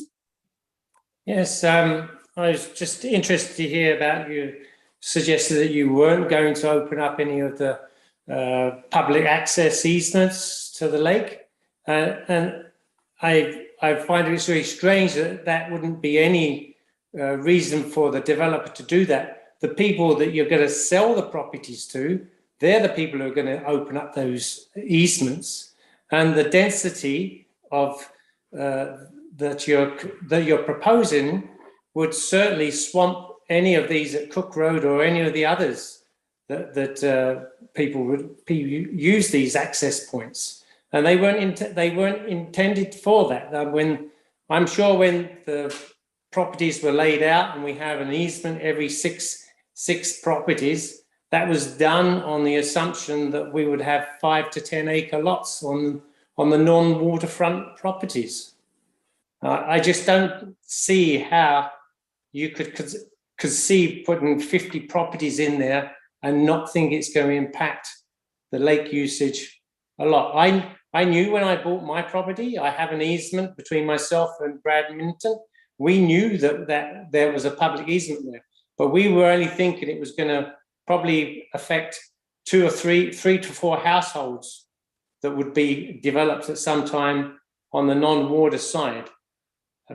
50, I think the fact that you think that we would want that density here, the fact that we would want a parking lot. We had concerns about people parking on the road, period, not putting them in parking lots. And we have concerns about parkland too. We don't need it. And the number of vehicles. And the number of vehicles that the 50 properties are going to add a lot more traffic to Asher Road and the safety of people walking their dogs on the road, for those people who are concerned about their dogs. I'd like to make a comment, please. Okay, just one moment. I have Nancy Harvey, who hasn't spoken for the first time. And then I'll come to William. Yep.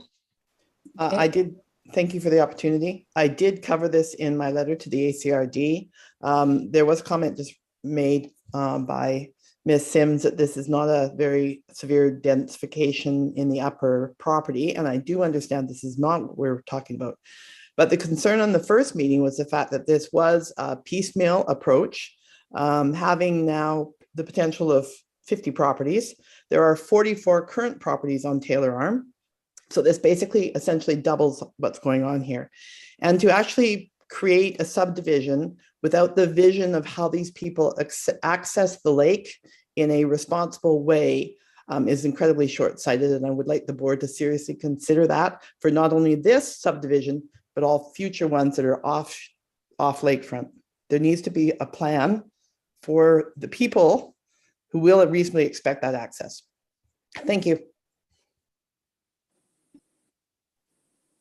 Thank you. I have William Buchanan, and then I have Wayne Smith again. Bill Buchanan, 10395 Wilson Road. I just want to concur with Nancy's comments with respect to public access. Adding 50 lots in that 94 acres certainly is going to have an impact, and the responsibility should go back onto the developer with respect to allowing, if the intention is to put 50 lots in place, is to incorporate within some kind of plan access to the lake through the existing properties.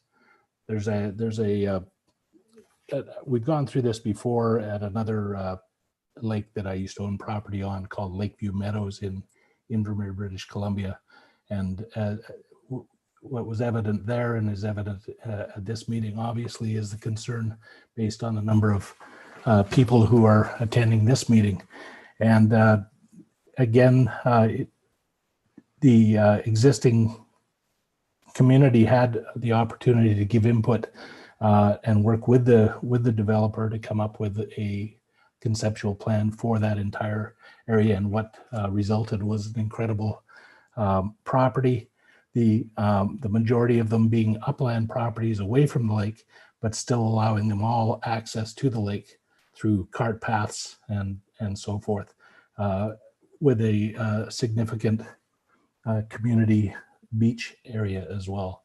So even though he's looking for 5 lots on the lake, a lot of this is being ignored in my estimation and should be considered as part and parcel of the entire 93 and a half acres when moving forward, rather than just approving this five lots.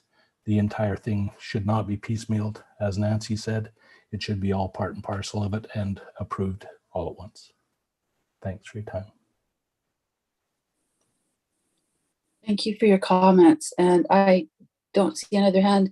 Wayne Smith, you again, please. I wanted to address a question to the surveyor, if I could, please.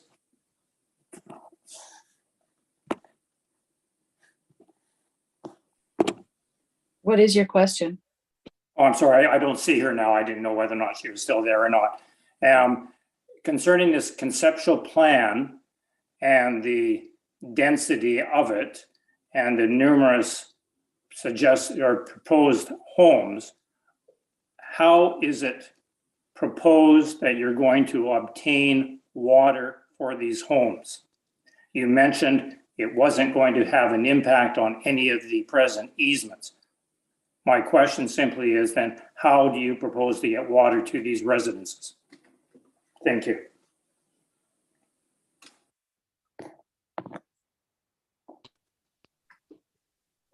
I'd like to point out that that's really not part of this public hearing.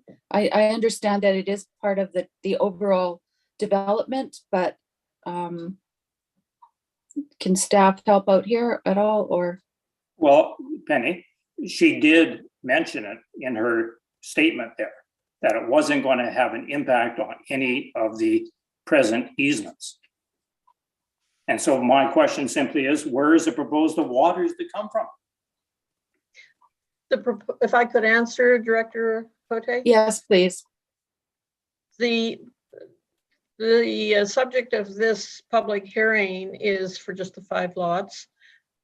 And the water is going to be coming from the lake for the 5 lots, and each one will have its own connection to the lake, exactly the same as all the other lots along there.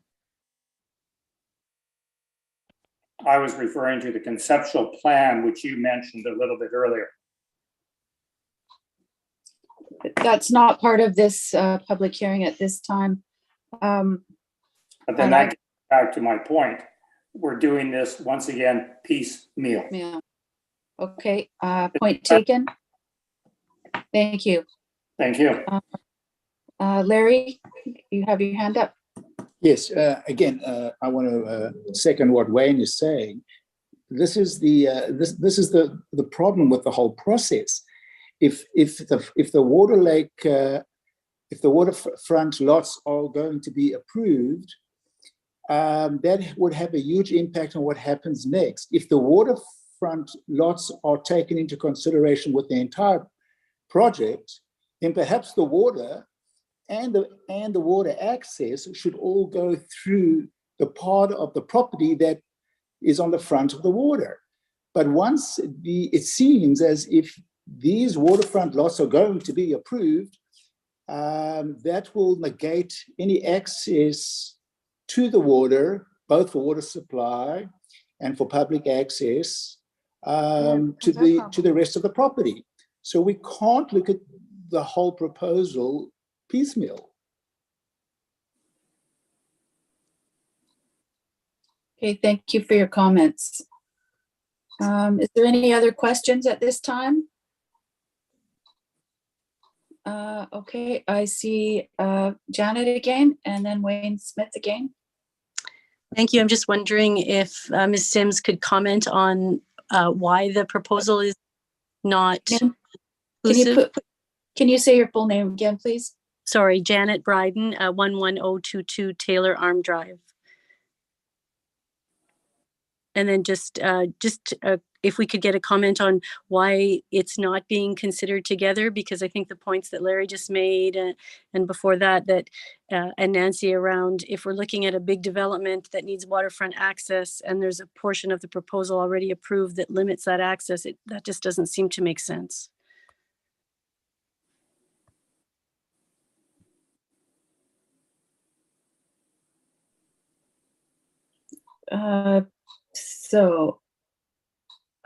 We have Wayne Smith also with a question. Oh, I think Helen was going to answer that. Oh, okay. Director Cote. Right, Helen, if you'd like to answer.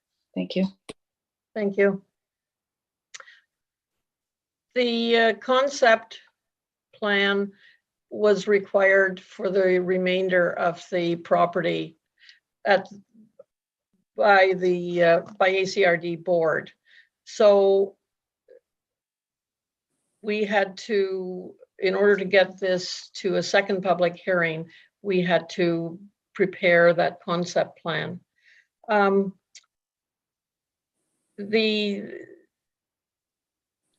This is a long process, and so taking off these 5 lots was, it was just going to be a more beneficial application for the, because doing a huge subdivision like this it's very, very expensive, and the developer wanted to just do a little piece at a time.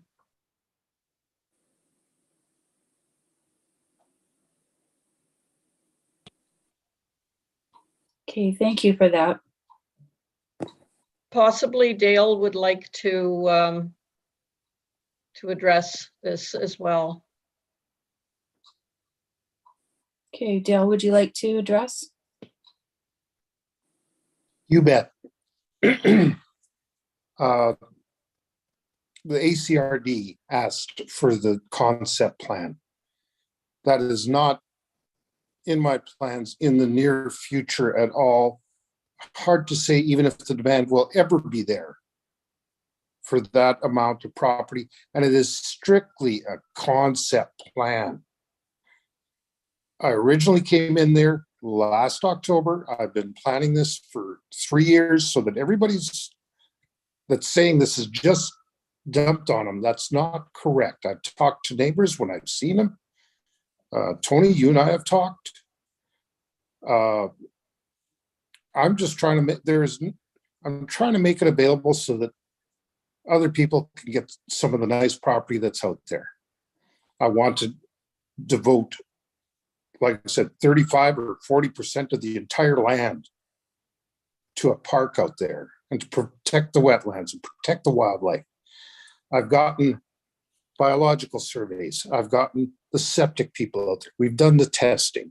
I've got McGill Engineering designing water systems. This isn't just going out there, drawing a line and just saying, okay, let's put this land up and let's go. I want to be a good neighbor. I lived at 10212 Taylor Arm Drive. I know what it's like to have an access road right beside my property, because there is an access there and people would come down and walk down to the beach right at my place. And that's part of living at the lake. I didn't have a park put in there. I did not have an access road to speak of. It was just a lane that was put onto us. They don't want to have a boat launch. They don't want to have any of that stuff. And that's why it's restricted to a footpath in our proposal, to keep it that way. And as far as a parking lot, there is one there right now. That's where people are parking when they go to pick mushrooms or go to Beer Can Beach.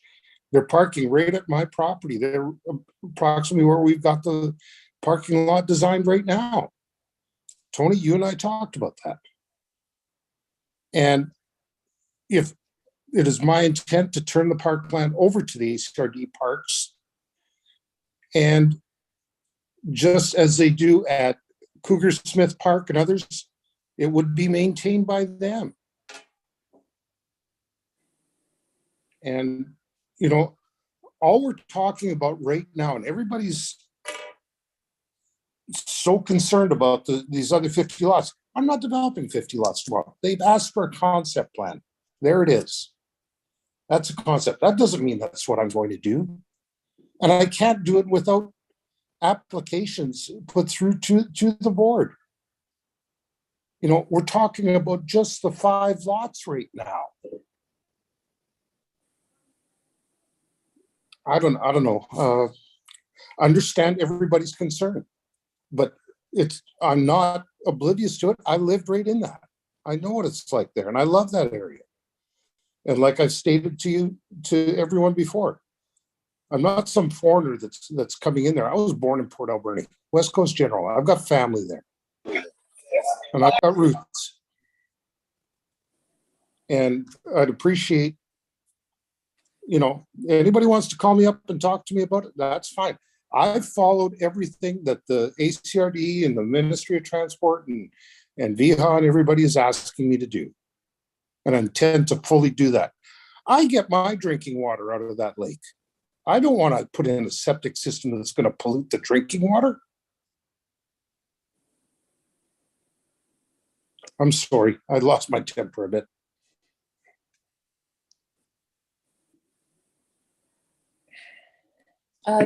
Thank you for sharing that, Dale. Sir, I see Larry has his hand up.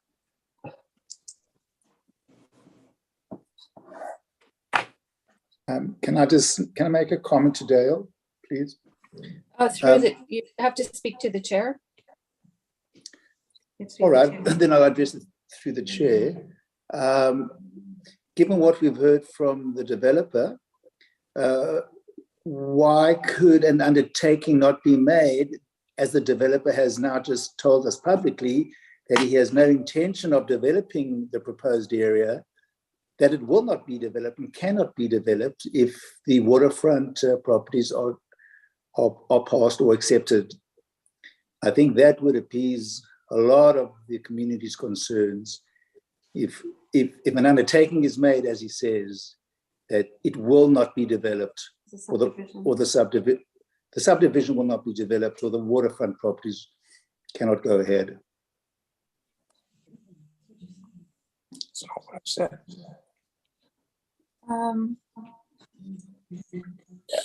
Okay, I'll take Dale if you'd like to comment. Yeah, I did not say that it wouldn't be undertaken. What I said was it's a conceptual plan that the ACRD and the neighbors asked for. Who knows what the future will bring? Probably long after I'm dead. But I'm not going to go and say, oh, I'll never develop that property. That would be ludicrous. What I'm telling you is a concept plan was thrown out there, but we have not made any application on that other 95 acre, on the rest of the land, for any development. All we are asking for right now is the development of the, I believe it's 8 acres of the 5 lots. That's all we're asking for in this hearing. Please, somebody correct me if I'm wrong. I'm going to go back to, I see Janet's got her hand up.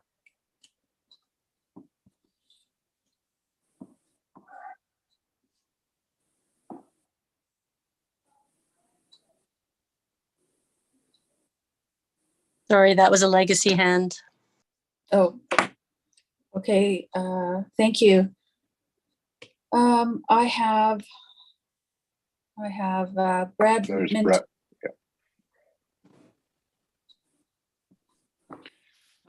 Dale, hey, I appreciate what you're saying. Can I name and address, and can you please speak to the chair? Thank you. Not directly to the applicant. Thanks, Penny. So Brad Minton, 10894 Taylor Arm Drive. So appreciate the comments that Dale made about the property, and that he's a neighbor. He lives in the area, so I appreciate that. I'm one of those folks that trespass on his land to get down to Beer Can Beach every once in a while, and I recognize that you've extended that to us, and we appreciate it. Hey, hopefully we can work together on this and hear each other. I think there's a lot of folks here who have got a concern for the lake. Obviously, we live here, and so do you. So anyway, I don't really have a whole lot more to say. I had some questions before, but of course, I think most of those have been addressed.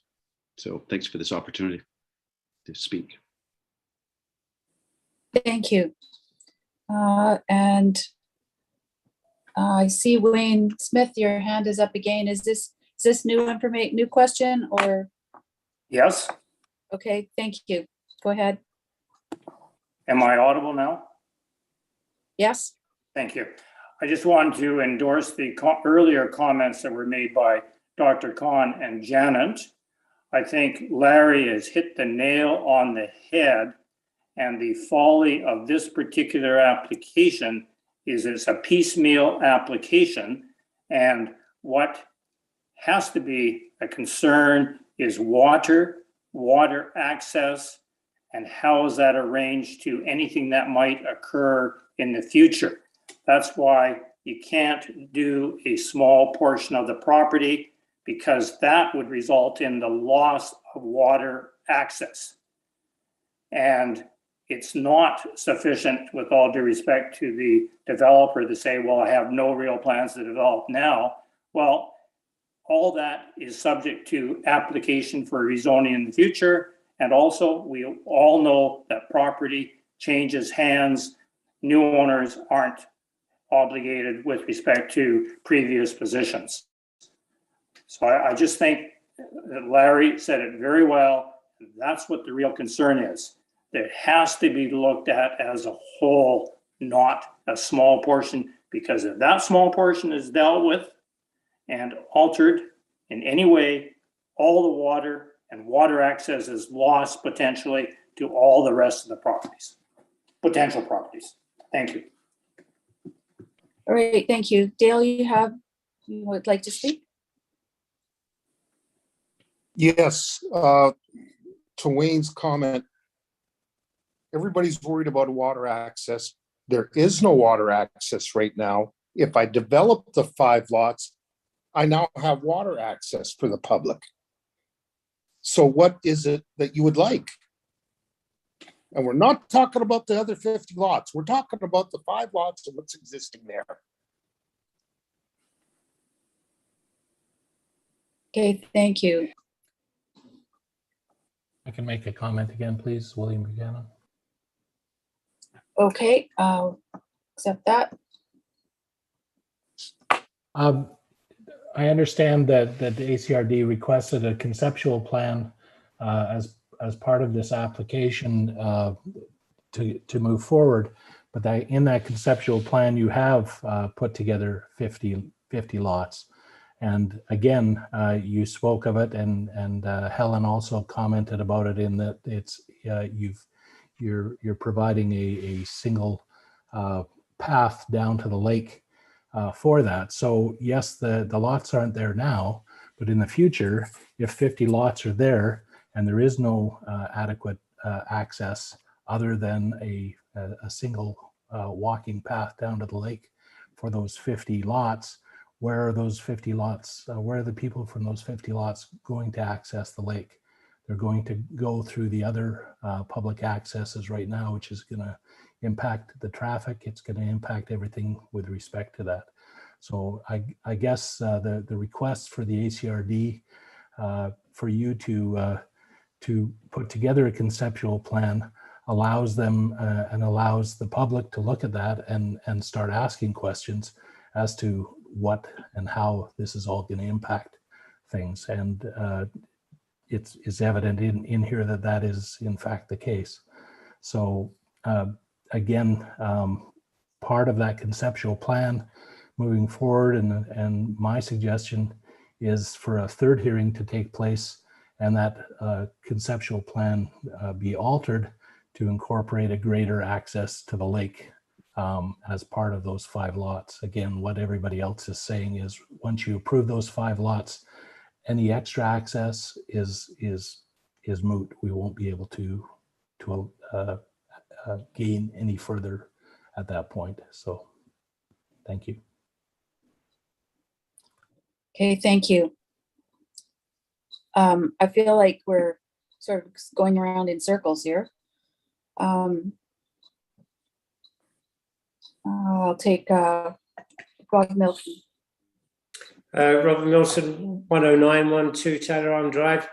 As regards to having access down through Beercan Beach for the last 35 years, yes, I think the whole neighborhood has enjoyed it, but I think they would rather give that up and have no parkland, no public access to anybody for that portion of that land, so we could restrict the potential for anybody other than property owners having access to the lake on a dead end road.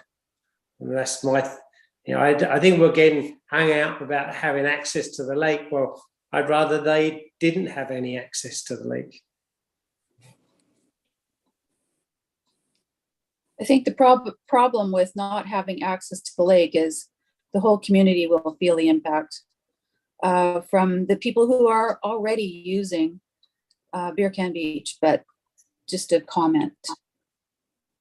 Is there anybody else that would like to have a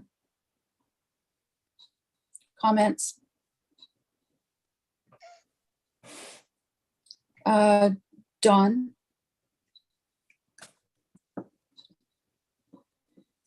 You're muted, Don. Dawn Boyce, 10590 Asher Road.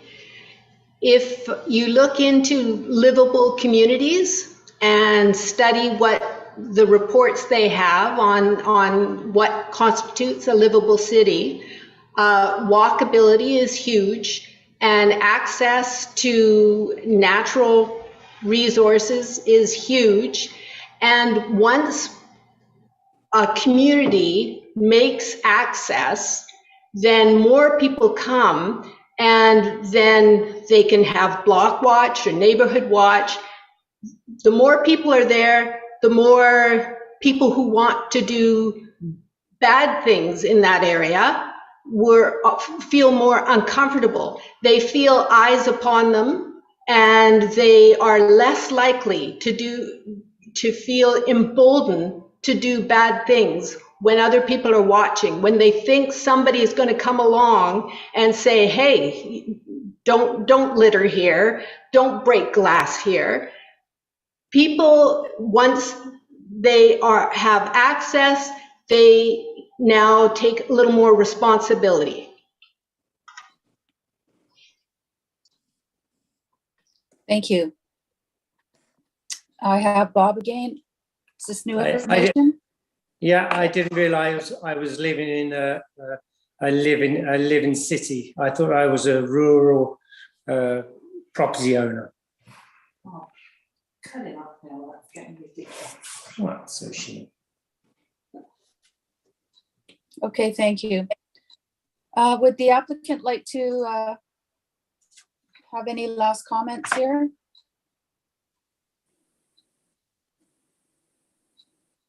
You bet. Thank you, Patty. Thank you, everybody, for taking the time to participate tonight. And I understand where everybody's coming from. And please understand that we put together a concept plan at your request, but please also understand the concept plan is just an idea. That is not what we're applying for. That is not what we applied for to begin with. We applied for the subdivision of that 8-acre parcel off to the side. And I would appreciate anybody's support. And I'm sorry if I came off a little angry earlier. I have been working on this a while, and we have done a lot of research. We've had the environmental people, we have the biologists, we've had the surveyors, the septic tests, the plans, everything. And we're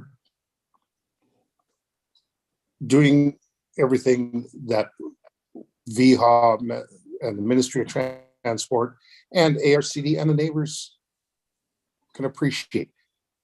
I don't want a damn septic system leaking anywhere. And I'm sorry,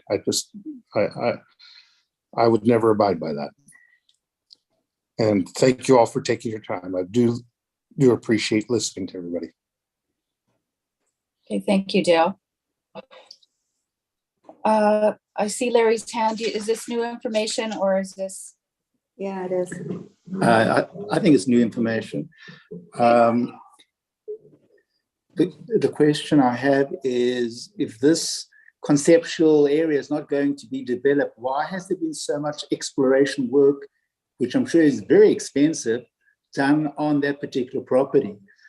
Dale has allowed us all to use that beautiful area, and we all appreciate that. But I've seen excavation work and exploration work done on markers on the area that's not going to be developed. Seems a little suspicious. I'd like Oh, to good. add here that at the first public hearing, that was part of what the community was asking for, was an idea of what the concept was going to be.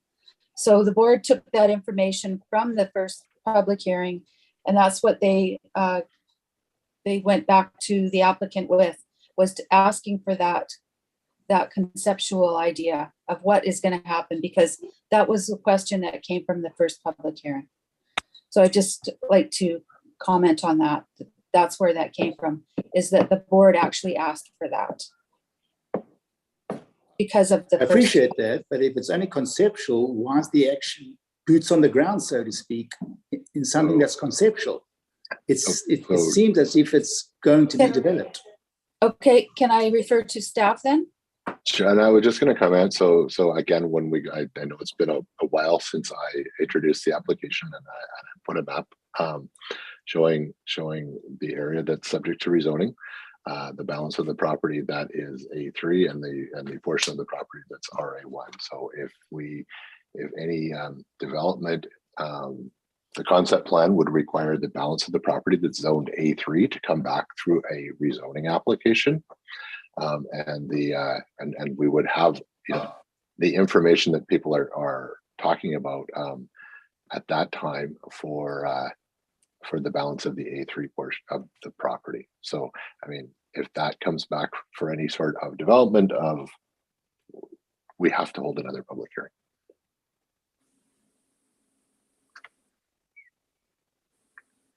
Okay, so at this point in the meeting, if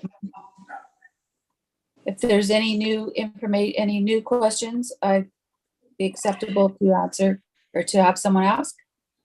But if there's no new questions coming forward, I will say that please, people here, please be advised that the board of directors cannot receive any new information related to this bylaw between the end of this hearing and making a decision on the bylaw at the next board meeting, which is March the 9th.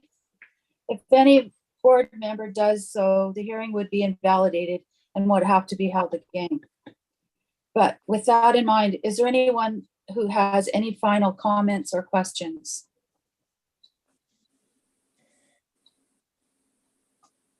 I think we've pretty much exhausted this public hearing. So I'll call for the first time for any further representation on the bylaw. I'm asking staff to help if they can see anybody. I'm calling for a second time for any further representation on the bylaw. Not seeing anything. I'm calling for a third and for any further representation on the bylaw. Last chance. Okay, hearing no further comments, I declare this meeting terminated. Thank you all very much for participating and being a part of this. I know it's a very controversial development. It's a big change in a small community. Thank you all. I'd like to ask staff, if people have questions, they can come to staff, but not to the directors. Yeah, so certainly if anybody has any questions, they're certainly welcome to contact the CRD staff at any time. Thank you. Thank you. Thank you all. Thank you.